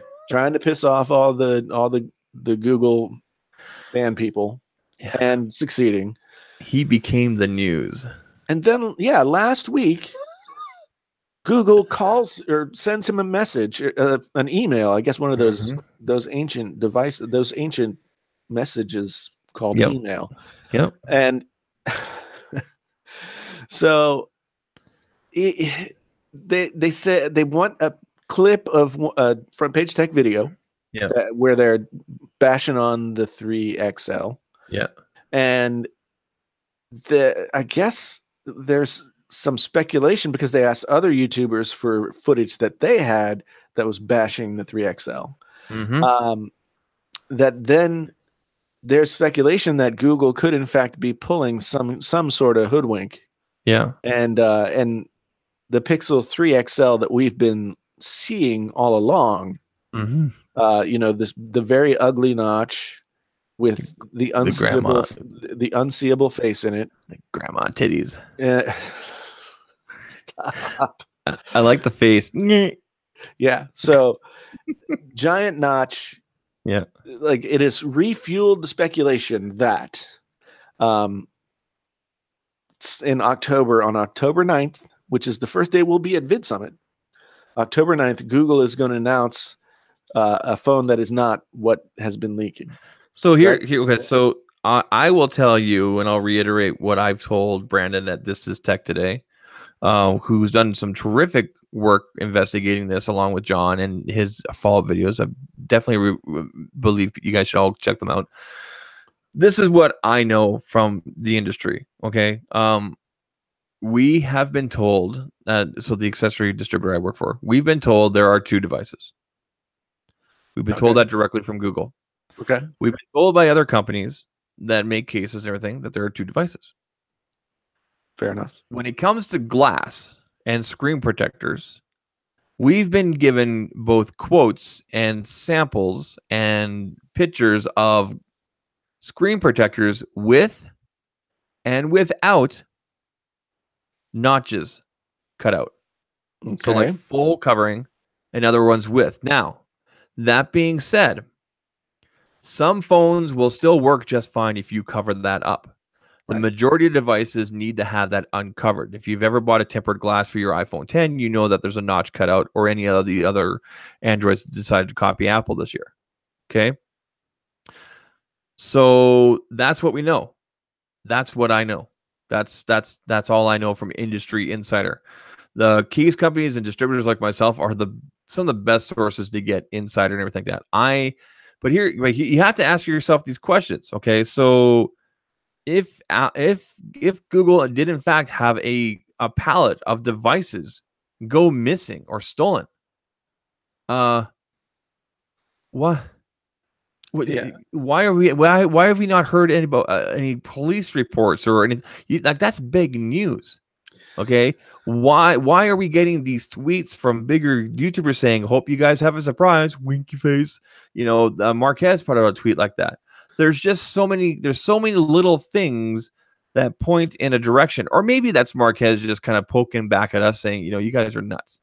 Well, the bigger YouTubers have to be like super frustrated because a channel that up until last week didn't have even 100,000 subs, like 80,000, got the scoop of the freaking century from Google directly, and other people were contacted. Other people had this information. John says he wasn't asked to sign an NDA. That's not. He showed the email. There's nothing in there. Yeah. So from a journalism standpoint, if it's not quote unquote off the record, and in this case, if you don't sign an NDA, then you can run with the story. And John ran with the story. Yep. And now, and so who knows? The big YouTubers have to be frustrated because they can't get on this story. Yeah, because John and Front Page Tech have owned it. Here's my theory. Google's asking for all this footage and everything, and people bashing it. And even I did a rant last year saying, "Prove me wrong, bring out a good device." In fact, I was thinking about doing another keep them accountable follow up. Oh my gosh, they actually listened to me, right? But I didn't. I actually recorded it 3 times, but I wasn't happy with it. But anyway, I might still release it. We'll see what happens in the next couple of days, because apparently more information is supposed to come out this week. But here we are on the eve of the Apple thing. We haven't heard anything yet. Who knows? But here's what I think is going to happen. I think Google's going to play a montage of people bashing on the Notch. Yeah.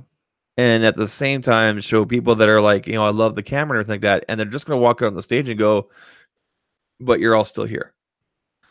To me, that's like way too much effort to try and like, I guess, just do it, like, just punk somebody, right? Guys 25 says, I have tempered glass on my X right now with no notch cut out, works perfectly. Now, that depends on the glass. Yeah. Okay, so I'll give you an example, and not to knock the brand. OtterBox has a line of glass called Alpha Glass. It came out with the Galaxy S8 last year, and it actually covered the sensors and everything and caused problems with the phone. They had to recall all of it and bring out glass with a notch, or with a cutout for the sensors along the top there. Okay, right. So what I'm trying to say is that some glass it depends on the quality, the clarity, So right. So yeah. I am more in the camp that it's at least 50% more possible. What do you think, like, right now, based on what you know? And okay. If you know more than I know, we're not friends anymore. And if you need to tell me what you know, so I know. So I'm in the know. Based on what you know right now, Jason. Yes. What do you think is going to happen on October 9th?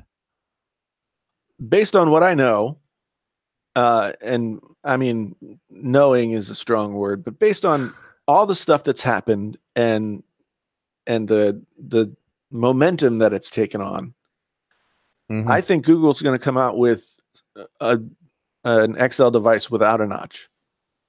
Really? Yeah, I really do. So we need to, apparently, I can't remember who said it. I think John said it, but I can't remember who wrote it first. But I mean, we're supposed to be keeping our eyes on the FCC filings, because that's what you have to submit and everything. And I'm sure we would hear right away as soon as something was submitted. I don't know how you get around that without people knowing nowadays. Right. Apple's able to do it. Well, I mean, there was lots of speculation about the notch last year, but we didn't really know until it was released. So, I mean, it's possible. But I don't know. I just feel like Google wouldn't go through this effort to then turn around and make themselves look like idiots again. Yeah. It's like, yeah, all these people. Do you think there's a third device, or do you think that there is an XL without a notch? I just think it's going to be an XL device without a notch. I mean, like I said in my tweet, I said exactly what I just said now, where I think they're going to walk out there and go, well, you're still all here. Here's your devices with the notch. Have a nice day.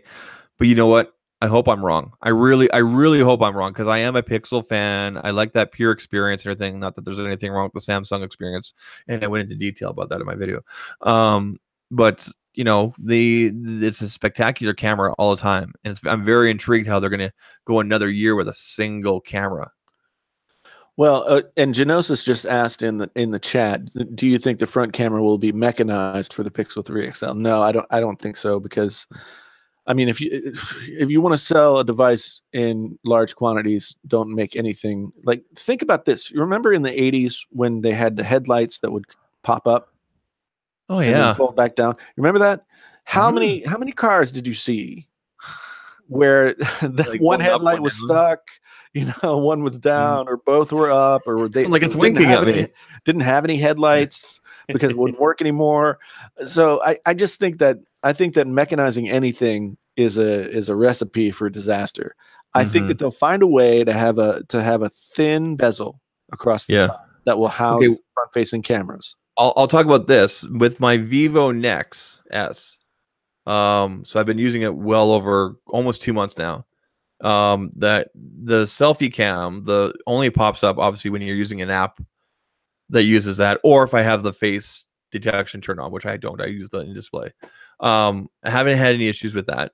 They've tested it well. It's very strong. I've tried pushing it down. It takes a lot. In fact, Zach from Jerry Rig Everything did a really good test on that.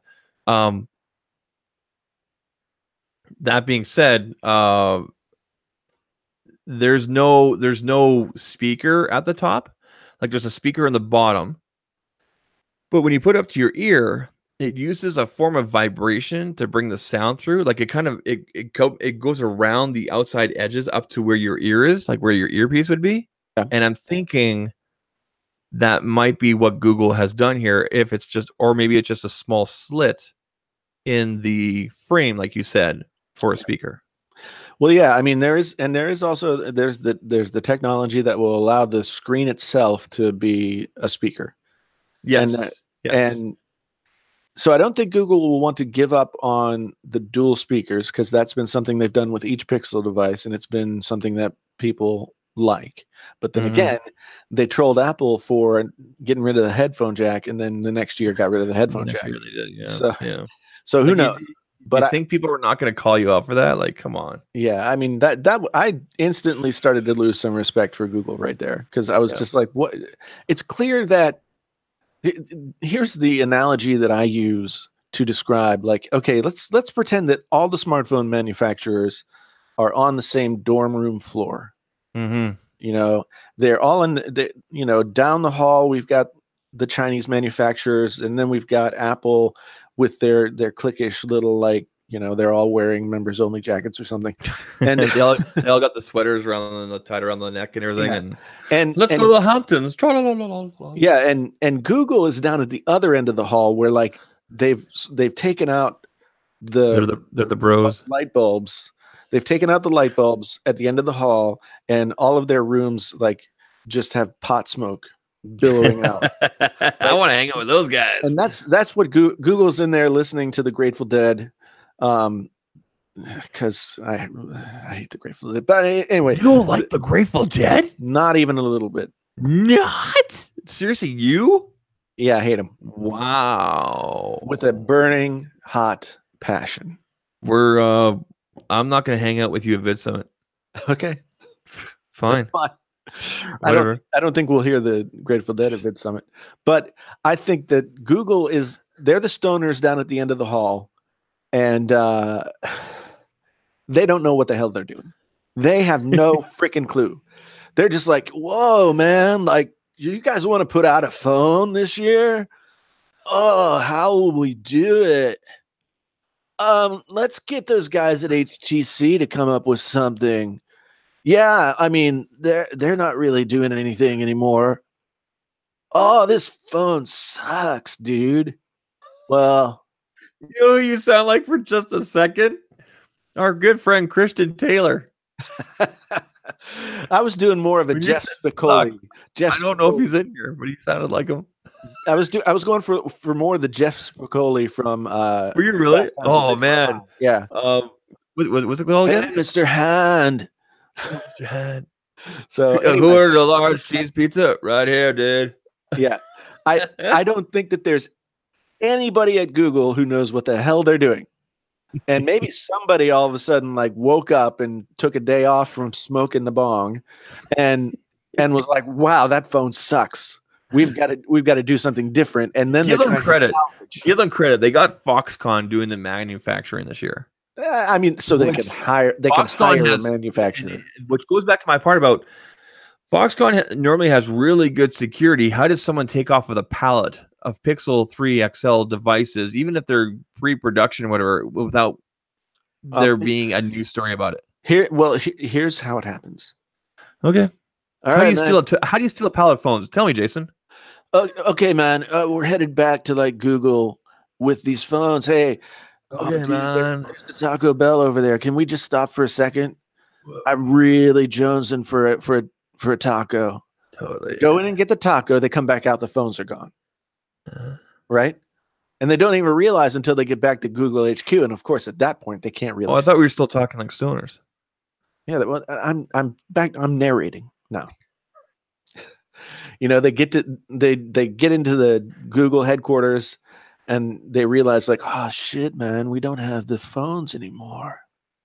And somebody up the ladder says, well, we can't tell anybody about this, and then it starts leaking. But the whole theory is that they've been doing it on purpose. The whole theory is that all these leaks have been purposefully leading us astray, and they are going to have a different device on. Oh man, you totally blew my mind. It's like, whoa, dude. Like that phone only looks a little bit like shit, not like the other one. They are the most boring looking phones in the world. Remember Bill and Ted? Sorry. Yes. They're making a new movie. I know, right? It's gonna be great. Yep. Okay, there's your movie assignment. I just realized we didn't do a movie assignment the last couple of weeks. Yeah, but there's Fast Times at Ridgemont High is a must watch. If you haven't watched it, so we have two. We're gonna go both ends of the spectrum here. Yeah. Fast Times at Ridgemont High, and make sure you watch the unedited one, gentlemen. The pool scene. Oh. Yeah. Don't go any further, Zach. Yes. Make sure that you're not watching an edited, like for TV version. Yeah. Make sure you're not watching with your parents. Because you're going to get all of the impact of the film. Yeah. And watch Bill and Ted's Excellent Adventure, or with the first one, not the second one. Yeah. Watch the first one. Yeah. It is funny. It is fun. It is. It's stupid funny. And if you want to get high with it, do it in the safety of your home. Myself, I'll take some opioids.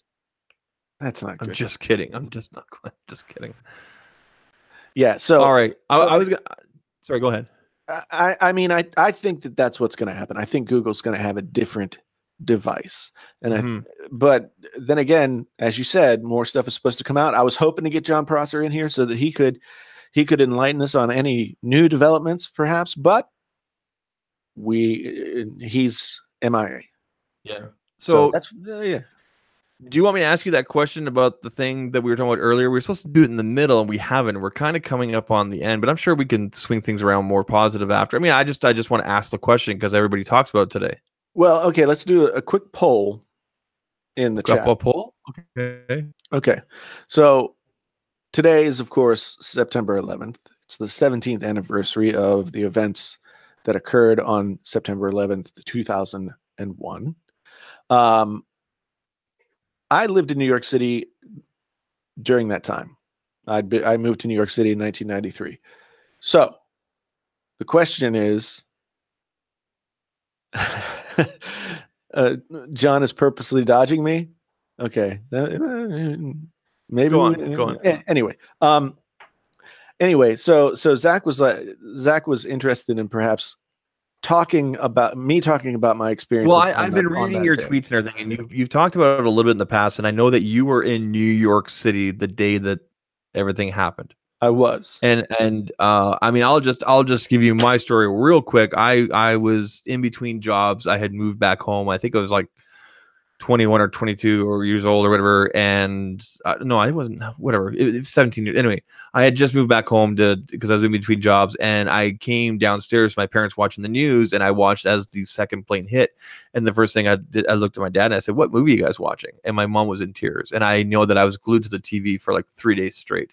Yeah. So, but that was my perspective of everything that happened. And of course, our country up here, we opened up, and we had all the planes land in Canada and everything like that, and we open up doors and everything like that. There's a lot of good stories that come out of it, but I want to hear about where you were exactly, and just walk us through without, I mean, I don't know how deep you want to go, but okay. So let's just, in the next like 10 seconds, if you want to hear this story, in the next 10 to 15 seconds in the chat, just like type in whatever letter, it doesn't matter which, and then I'll be happy to talk about it. If not, if we're having a good time here, totally fine as well. We don't have to go down this road. Yeah, it's important. So nobody's putting any letters in. I don't think they know yet. Oh, we're getting some letters. Yeah. So that means they're cool? Okay. That means they're cool. All right, so, cool. All right. So just to commemorate the day and to pay some homage to the events, So in 2001, I had been living in New York City for over 8 years, and I was like, my band was touring on and off through that year. We had just released a new record, and we were really just getting going. I worked as a copy editor proofreader for a medical advertising firm. Mm-hmm. And we were literally 2 blocks from, I gotta stop saying literally. Our offices were 2 blocks away from the United Nations. Okay. And my wife worked on the Avenue of the Americas, right near the Empire State Building. So those are the things that you need to know to sort of set up this story.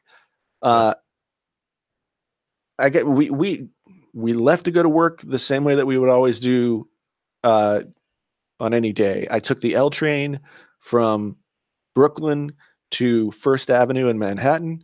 When I walked out of the subway station, the first thing that I saw, like a woman with one of those sort of umbrella baby strollers with a toddler in it. Mm-hmm. She is screaming her head off, and she's running down the street. And I look up to the southeast or to the southwest, and I'm like, I see billowing smoke. But the plume is so large that I think, oh, well, maybe a building's on fire like 2 blocks away.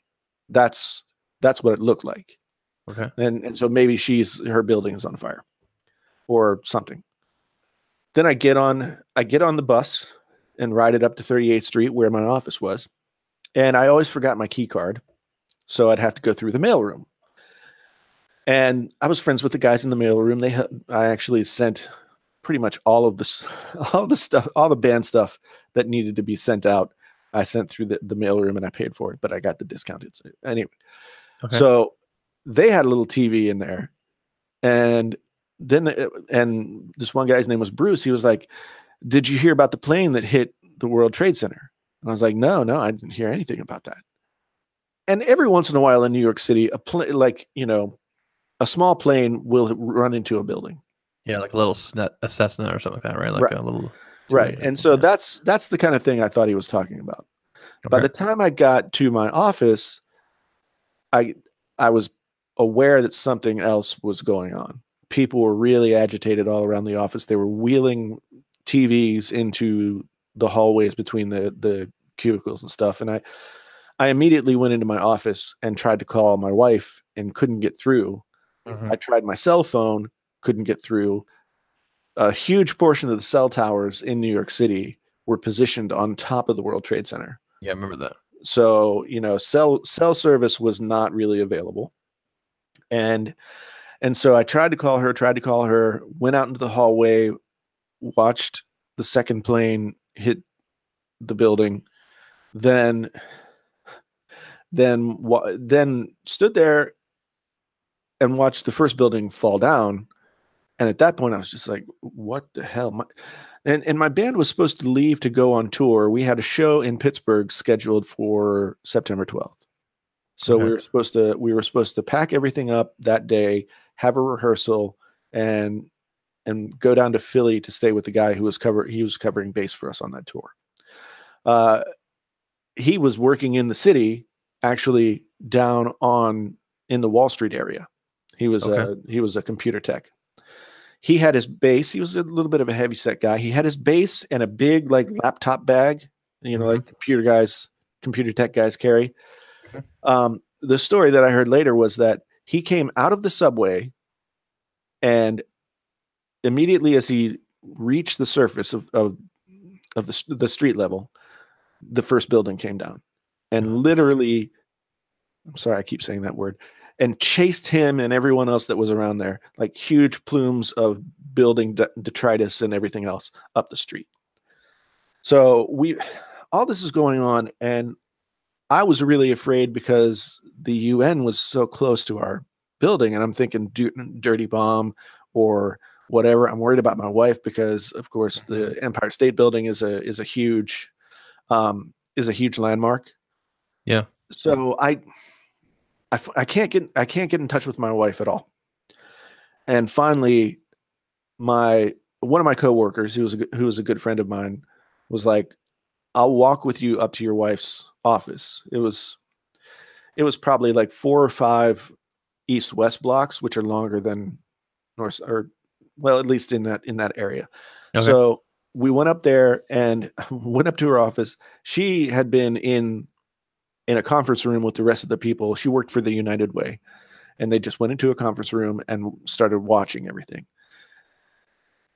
It was so eerie when you went out on the street. Like, you could feel the crazy. You could feel that everything, like reality had altered, and things were just off axis. There wasn't a ton of traffic. There wasn't a lot of craziness. The streets were relatively kind of empty, but me and my friend walked up, and I mean, I thought anything could happen. I felt like I could get jumped, or there could be, guns in the streets. Maybe we're being attacked by land as well. Who knows? It's impossible to know at that point. And that's the fact that those were all possibilities in my head, hopefully gives some sense of like how untethered it felt to be in New York on that day. But I get to my wife's office. They're in the conference room watching the news coverage and everything. And the entire subway system is shut down. We lived in Williamsburg, Brooklyn, which, was just over the East River, but to walk there, you had to walk way south and then cross the Williamsburg Bridge and then get to our place. And the police were blocking off certain parts of things and everything else. So we stayed until the mid-afternoon. The guy who was playing bass for us on that tour showed up, covered.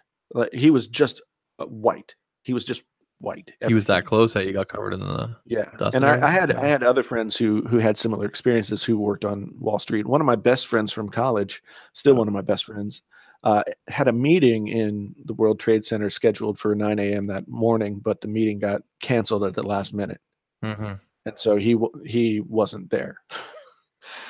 I had one of my coworkers was engaged to a firefighter, and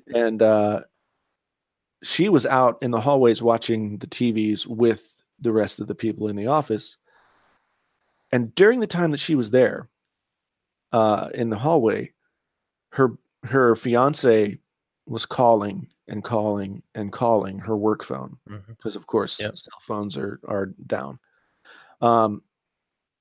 And it turns out that he was in one of the buildings. I can't remember which one. And at the point that he knew that he wasn't going to get out of the building, he called her and just told her that he loved her and that he was thinking about her in these last moments. And that was it. Just kind of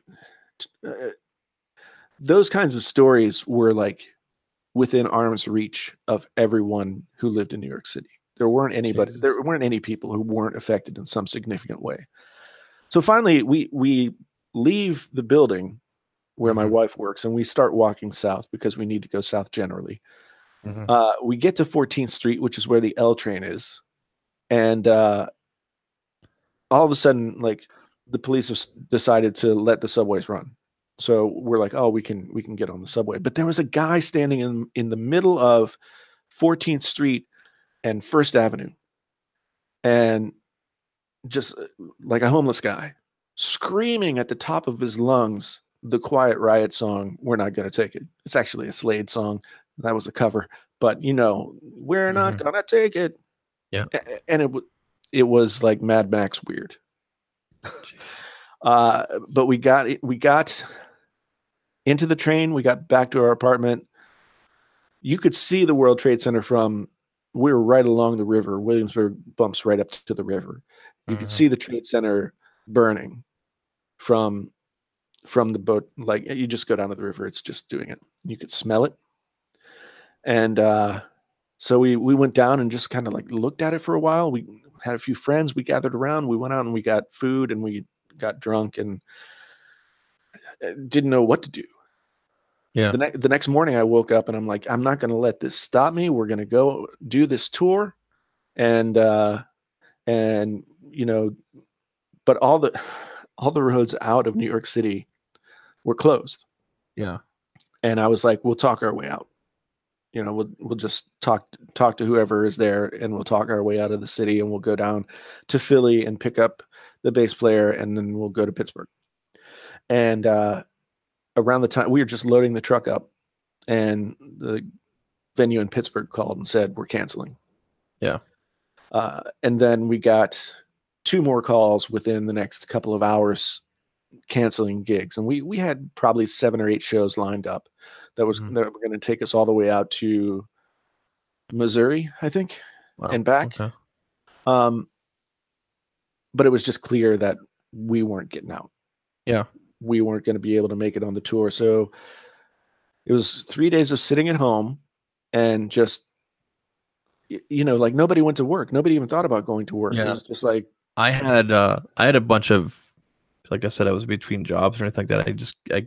I moved back. I just finished moving back home with my folks just temporarily. And well, I got my feet back on the ground. And I remember, like, I was supposed to go to a job interview or a job fair that morning. I can't remember what it was. And it got canceled. And then the next day, the other interviews I had were canceled. And like I said, I spent 3 days in front of the TV, just my jaw on the floor going. But you know what? There was so many, as weird as it sounds saying, and there are so many good stories that actually came out of that, acts of kindness and things like that. But yeah, that was something that I sort of talked about in the tweet that I sent out today. In the time between when the event happened and when the United States government decided to sort of weaponize it, there was such a sense of camaraderie everywhere, but in New York especially. I mean, when you live in New York, you are packed together. Yeah, and most of the time, you just kind of do your thing and don't really interact with anybody. Yeah, because it would just be too much. But there was such a sense of camaraderie, of support, of family. I remember going to a bar the night that George Bush announced that we were going to war, and like literally, this is a hipster bar in New York City, basically. He's announcing this. So many people in the bar were crying their faces off because there weren't a lot. I mean, there was a lot of division about what should be done, how should it be done, and so there was just that sense, and everybody out. There were the FDNY hats and the NYPD hats and all that kind of stuff. The Yankees were in the World Series. And the World Series was postponed. Yep. The Yankees came 1 out away from winning the World Series that year, and just barely missed it. And I was ultimately like, that day damaged me. I know it did. And it damaged everyone else who was within proximity of any of the places where something happened. Yeah. I mean, I know that I suffered from PTSD from the events of that day and never really got any kind of. Yeah. Hopefully, I hope I didn't upset you by asking about this, but I thought it was significant for the day September 11th. I tell this story. I tell this story, so I teach now. And whenever I teach on September 11th, I will always tell the story to my students. Good. Because the majority of my students were, they were, like 2 and 3 years old when this happened, or not yet in first grade or something. So I tell the story because I think it's important to tell the story of my experience. In the days after, everybody saw the pictures of people had pasted up, missing signs for their loved ones and everything. I don't know if it translated out into the rest of the world, but it was. We saw the pictures. We saw a lot of pictures. We saw a lot of things, a lot of live footage that probably should not have been aired on TV, right? Which is kind of why the whole 7-second delay thing nowadays. I think it kind of came out of that. I get. I mean, I'm not obviously impacted on the level that, I mean, I wasn't there. Right.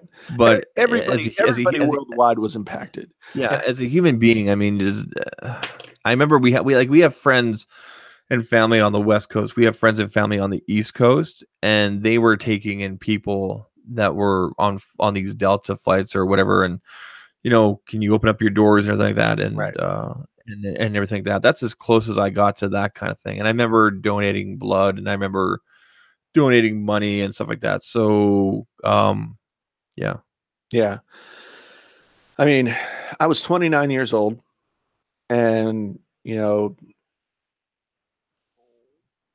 with those pictures they were everywhere, around every hospital, on any surface. Like in New York City, they always build these plywood barriers around construction sites. And at the time at Bellevue Hospital, there was a construction thing going on, so there were these plywood barriers everywhere, and they just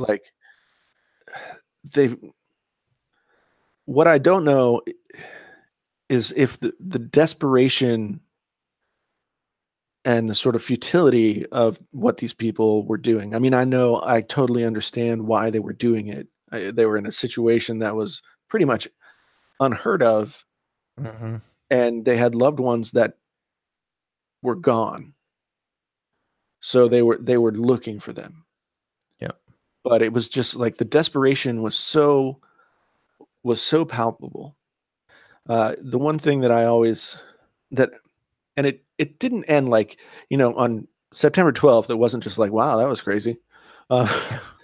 It didn't end for months. It went, yeah, exactly. It was just, that's all there was on TV. That's all it was. Well, it's not only that, like the fires underground continued to burn for months. I heard about that. Yeah. And so I got to know the weather or the wind patterns of New York City very well, because certain times of the day you could smell the burning. It just smelled like burning plastic and everything else. But of course, there was certainly some human in there as well. Midtown, you could smell it. Then in the evening, you could smell it coming over the river into my neighborhood. Yeah, and that smell was there for months. This is my story, okay? And I am fully aware. Somebody said something on Twitter, and I'm fully aware that in the name of the United States government, things like this have happened elsewhere to other people. I'm telling my story, and I feel like telling my story is important, just like anybody telling their story is important, because hopefully through people sharing their stories and making it real for people who weren't there, weren't born, whatever, you can understand the gravity of what it was. Yeah, it's an important. It changed not just the United States, but Canada, Mexico. I mean, it changed everybody. How security is done, how we look at different nations, how we interact. It was a catalyst for so much significant change nowadays. The world before 9/11 was a much, much different world. Yep. There was, the American naivete was, we still were a naive nation, thinking that like we had the world on a string. And we became more paranoid. We became more protectionist. We became less sure of our place as a group of people, and we mistrust the government that much more. Yeah. I mean, there was a time when doubting the government could get you beat up. But there's I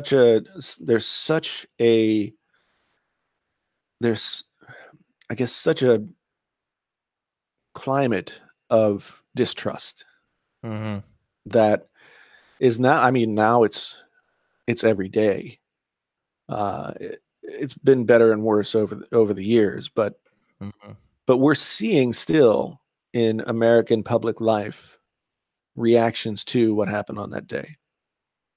So I figured, you know, I mean, we lost 20-something viewers, but you know, no, it's a good story to tell. I mean, people got to understand that the Painfully Honest podcast, Painfully Honest Tech podcast, it's not just tech. Yeah. Right. So. Yeah. I mean, but it is tech, but it's like, you know, the whole idea behind being painfully honest is to talk about things that aren't necessarily the most comfortable things to discuss. Back then, people are still using flip phones and things like that, right? Like it was a simpler time. There were no touchscreen phones because we're on the 11th anniversary of the iPhone, and basically everything kind of changed. So 17 minus 11, that's 2006 was the anniversary, right? Or 2007? It was last year. So, but Jason, I don't know about you. I'll speak for the people in the chat and people listening. Thank you for sharing your story. I appreciate it. Thank you. We do. And it's not always happy-go-lucky time here. We try to make it fun, but hey, we've had a good podcast, I think. What do you think? Yeah, I think it's been good. I've enjoyed it. I was having lots of fun, and then I got very serious. Yeah. But yeah, I think I had like I didn't have a Palm phone at the time. I might have had a Palm phone. I had a flip something Samsung thing. Yeah. But yeah, it's so look at the comments, Jason. No, thank you guys. I really do appreciate that. I appreciate you listening. It's important that the stories, as long as you're being accurate, are being shared and you never forget, kind of thing. Like and that goes back to like everything, like World War I. You know, next time November 11th rolls around, you know, go shake a veteran's hand and say thank you. You know, things like that. You know, just we're not going to completely go down there, but just know that we, for the most part, the you know, people that are in the chat here and probably listening or think that we all live in you know, safe nations, and we have the lifestyles that we have because people have sacrificed and whatnot, and just don't forget that kind of stuff. I mean, you know, it's fun to talk about tech, and I really enjoy having these conversations. And, you know, I get accused of taking things way too seriously. Like in my video from yesterday, everybody's like, it's just a name. Who cares? Me. Yeah. But I mean, the point is, like, it's fun to talk about that stuff. It's something that interests me. And so there's a place for that, but there's also a place for, like, you know, having context about who you are and where you are and what you think about the world. And just think about this, everybody. A year from now, none of this is going to matter, right? Even after tomorrow, are we still going to be arguing the names? We can't, because Apple will tell us what the names are, right? And we'll be on to the next thing. And even if the Pixel 3 and 3XL rumors end up being a bunch of fluff, and we end up getting the devices that we thought we were going to get, you know what? It's been a fun ride. It has been fun. Right. It's been fun speculating and seeing people freak out. There's a lot of people taking it so seriously. I'm sure tomorrow I will. So I'm probably going to try and live stream during the event. I do have to go to work, which is going to make it tricky. But I'm going to try and live stream the event. And then I'm sure I'll have a follow-up reaction video. Sorry, go ahead. I'm sure I'll have plenty of things that I'm sure I'll be surprised by some stuff, and I'm sure I'll be pissed off by other stuff. I have to find Safari on here because I know I removed it off the bar. There it is. I'll drag that icon down here next to Chrome. Boom. Because that's the only way I can watch it on here, or on a PC with what's their browser called? Anyway, Internet Explorer. Internet Explorer. Netscape. That's what it is. Remember Netscape, kids? No. No, Zach, we don't. But yeah, I'll have to watch it on there. But I'll be tweeting along and taking screenshots or anything like that, and just kind of taking it all in. I'm not going to be broadcasting or anything because technically I'm working. I'm going to have my work laptop right here, but I'll be right here. I'll be on the Twitter. and everything that you guys can find me at twitter.com/ZakTalksTech. Everything is Zak Talks Tech. The Instagram, the Twitter. I'm the pretty Facebook. sure, and some people are asking in the comments, like, how do you watch it? I'm pretty sure that Apple broadcasts it straight on their site. Yeah, so you go to apple.com. I think it's usually apple.com/event. But you go to apple.com. The event starts at 1 p.m. Eastern time. Yeah. Okay, so 10 o'clock Pacific. Okay. 11 o'clock for myself. Wait, it's starting at noon Pacific time, right? No. Okay, I thought it was starting at noon Pacific time. No, Pacific time is like 10. Am I wrong? Is Viper correcting us? Hold on.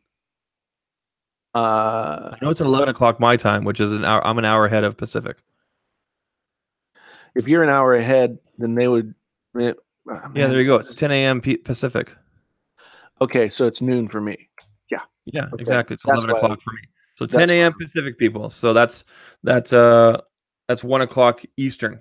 Right. 12 o'clock Central. 12 o'clock Central. Yep. So yeah, go to apple.com. There'll be a link. Now, if you're on a Mac, if you're on any sort of Apple device, you can watch it through Safari. Okay, you have to use Safari. If you're on a PC, you have to use the Windows. What do you call it? The Microsoft Edge.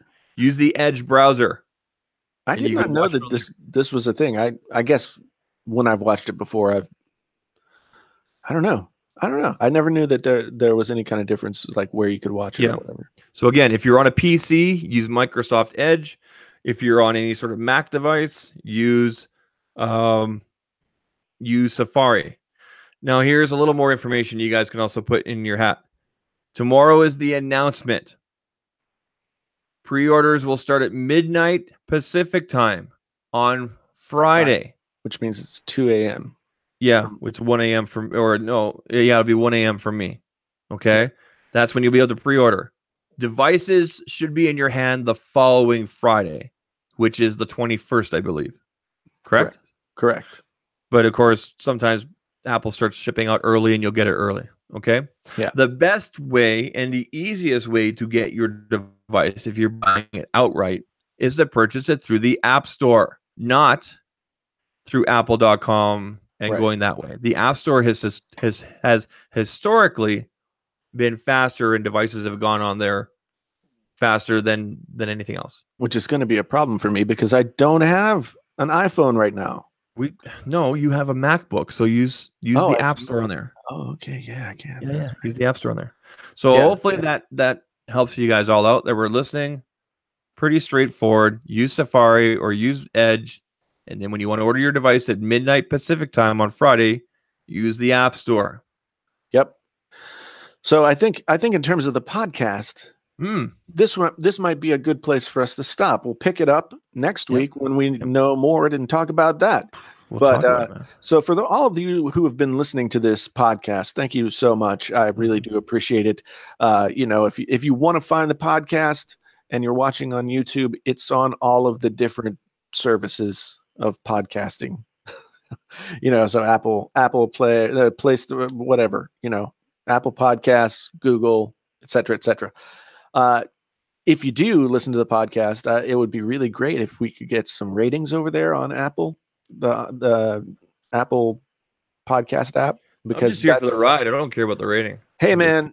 I want your rating to be good. I want it's that's what helps in discoverability for the podcast. If we get more ratings, then we get pushed up the ladder.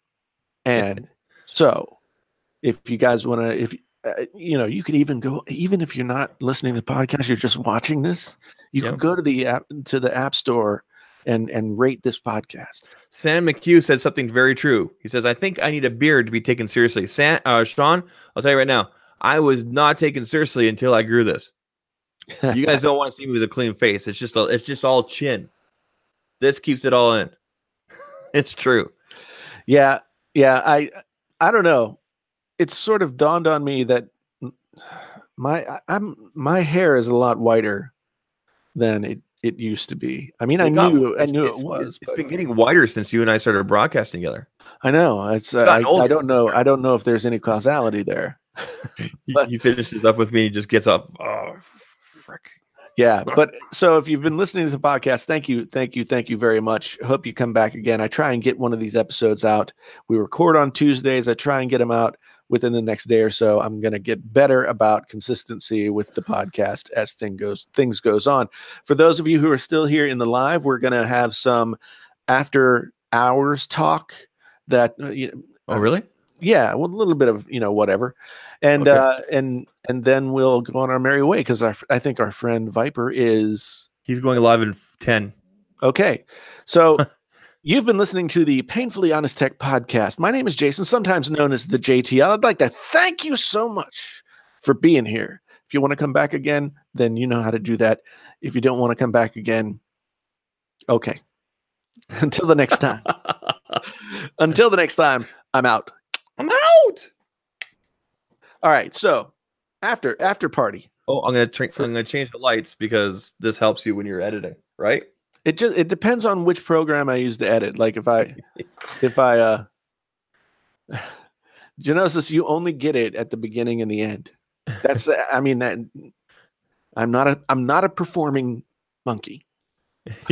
Yes, you are. Dance, mother lover. Yeah, but yeah. So I am super psyched about this Apple event, and I wish I had taken. Look what I had made. Oh, a little notebook. I had notebooks made with my logo and everything on it. How nerdy is that? Hey, Paul Grossklots had a question. He did about the phone, and I feel bad we didn't get to it. But let's answer it now. Okay, so Paul's question. I have an iPhone 7. Is it worth upgrading to the iPhone XS? Or should I wait till next year? I don't need an upgrade, but speed camera increase. Yeah, the fact you said that I don't need an upgrade, I think answers your question. However, going from a 7 to this year is a good jump. Yeah, absolutely. There's never when you're talking tech, there's never really a need. Yeah. Yeah, it's it's like you could talk yourself out of anything. However, I do think that coming from an iPhone 7, jumping to a 10 last year would have been a huge upgrade. I would say to the 10s is going to be the iPhones are always faster than they need to be by exponential amounts. But I think you would enjoy one of the new phones. I would say if you're saying I don't need to, that means you don't need to. But if you need to or you want to, going from a 7 to a 10s or whatever it is they're going to call it this year, that's a good upgrade. All right, so I've tweaked my first Apple fan, Dr. DeVoe. Longtime viewer, I've seen him around here many times before, says it is pronounced 10S, not XS. Here we go. Here's the thing. Uh-oh. Okay. X means 10 in a dead language. X is a letter in this English language that we speak. And you could get away with calling it the 10 when it was just an X. But now that it's an X and an S, it's always nobody's going to call it the 10 anymore. It's the XS. Because a letter with a letter after it is a word. Yep. I mean, there's no vowels, but X is kind of a vowel-like sound. So anyway, that's my why are we arguing about this now? Because that's what we're here to do. The iPhone NXS. Ow! Did you ever like NXS? Oh no, I hated him. Really? Michael Hutchins? Burning hot passion. Burning hot passion that probably burned hotter than my hatred for the Grateful Dead. Wow. Like you hate the Drake. Did they touch you somewhere? No. I just wasn't I was afflicted. I was afflicted with the Grateful Dead. Sean McHugh says NXS? Question mark. Sean, please. It's one of the greatest rock pop groups of the 80s. See, I always thought of them as just like, fancy dancing tools. But I think they're awesome. Yeah, not a fan at all. They had a couple of songs that were okay. So are you and I going to go find because I know Roberto sings. Are we going to go find karaoke during Vid Summit? Absolutely. Oh, we're going to kill it, dude. I love that you think you're gonna wipe the floor. I'm going to sing you under the table. I mean, I know you don't drink, but I'm gonna slay it. Not gonna happen. Not gonna happen. I sing a great rendition of "What a Wonderful World." You do not do. You don't do that, right? That's like 2 steps away from blackface. That's bad. You can't do that. Really? Wow. Okay. I'm just singing the song. Yeah, you can't do a Louis Armstrong impersonation. Why not? Because he was Louis Armstrong. I also sing "Strokin'" by Clarence Carter. Okay. You know the song "Strokin'"? Yeah, I do. I do that one as well. That's a good one. I do a lot of Tragically Hip. I do a lot of Prince. Do you do a lot of Prince? I do. Can you get the notes? Oh yeah. Hey, is Prince better than Michael Jackson, Jason? Yes, he is. Fuck yeah. That's right, right? We don't have anybody that's going to disagree with us here in the We don't have Viper in here. He's getting ready. I bet you he's listening and going, "What the?" So what is Viper stream about? Because he streamed his package, but now what is he streaming now? Wow, did you just hear what you said? What? He streamed his package. Yeah. I do not have a 12-year-old brain. Okay. I do. I know. I definitely do. Viper goes live in 4 minutes and 45 seconds. I can drop his link in here so people can run over there. I think he'd love to have the. So what's he talking about though? I don't know. It says the things here says hashtag Captain of Team Apple 2018 iPhone event press conference. Oh, I think he's giving his review kind of thing. Okay, that sounds like fun. You want me to drop his link in here now or later? You might as well drop it in now. And, okay. Because we'll get off here in a couple of minutes so we don't cross streams. Yeah. See, I did one there for you, and you did Ghostbusters. The remake sucks. Hey everybody! So if you want to keep on hanging out with us, and you guys don't know who Viper is, please head on over there. There's the link for his stream. He's going here in exactly 4 minutes. And always a good time, an incredible person, and lots of energy, man. Like the next big thing. It's gonna blow up, man. So we've got Samuel James disagreeing with us. About what? Michael wrote more hits than Prince. How many? I think Prince wrote as many hits for other people. Yeah, you can't just factor in the stuff they did themselves. Prince wrote for thousands of artists, not just hundreds, thousands of artists. He made Sheena Easton sexy. Okay. Yeah. I mean, little girl from Canada that suddenly, what was it? What was her original hit single? Did she sing just Call Me Angel in the Morning? Whatever that song was. I think so. So yeah, I'm trying to remember. And then she went all dirty when she got a hold of a Prince song. The Bangles, Sinead O'Connor. The list is huge of who he wrote songs for. He's got thousands of songs still in a vault inside of Paisley Park that have never been released. So we've got a couple of more minutes. I will answer one more question. We will answer one more question. It's got to be a good one though. So who has a question? Quincy Jones did orchestrate what Michael Jackson's music was for the most important periods of his career. I will agree with you, Willis. So question. Who's got a question? Who's got a question? First question. That's a gross. Come on, guys, got 2 minutes here and we gotta get going. They're all gone. Are you getting the 14 people here? Here's the question. Are you getting the XS Plus? No, I'm getting the XS Max. Are you? I'm getting the peasant. I'm getting the peasant right here. Peasant. I already know. I'm waiting until November. Then I mean, what are you going to do? What are you going to talk about on your channel? What are you going to talk about on your There's channel? plenty going on in the Android world for me to talk about. I already know that the Max or Plus or whatever is going to kick ass anyway. I'm interested to see how they market this and how it actually fares up against the flagships. That is the way I'm going. Yeah. Now, Zach, let's go time for Viper in 1 minute and 30 seconds. Let's be clear. You spent $7,000 Canadian dollars on a MacBook Pro, right? Yep, I did. So you don't tell me that you're going to be penny pinching when it comes to iPhone release season. Just because I have money doesn't mean I have to spend money. But you do. I do. I'm a child. That's true. That's what happens. Yeah. Remind me to tell you about that when we meet in person. Yes.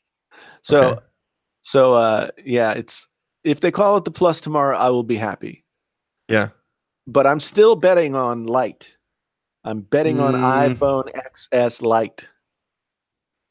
I don't know what XR means. Somebody told me that XR was like logical, and of course it would be that. R is like ridiculous. Yeah, it doesn't make any sense whatsoever. Yeah. It doesn't make any sense. All right, man. It's time for us to check out. Okay, people. Thank you so much for being here. Head over there, Jason? I'm gonna go over and check out some Viper. Everybody here should go out and check out some Viper if you want to. Maybe I don't know what Viper's doing. Maybe he'll invite us into the thing, and we'll just keep on talking. So anyway, thanks so much for being here, guys. Thanks for being here, everybody. Appreciate it. So many people in the audience tonight. I really do appreciate it. Again, my name is Jason, sometimes known as the JTL. This has been the Painfully Honest Tech Podcast. Podcast so honest it hurts. Until the next time, I'm out.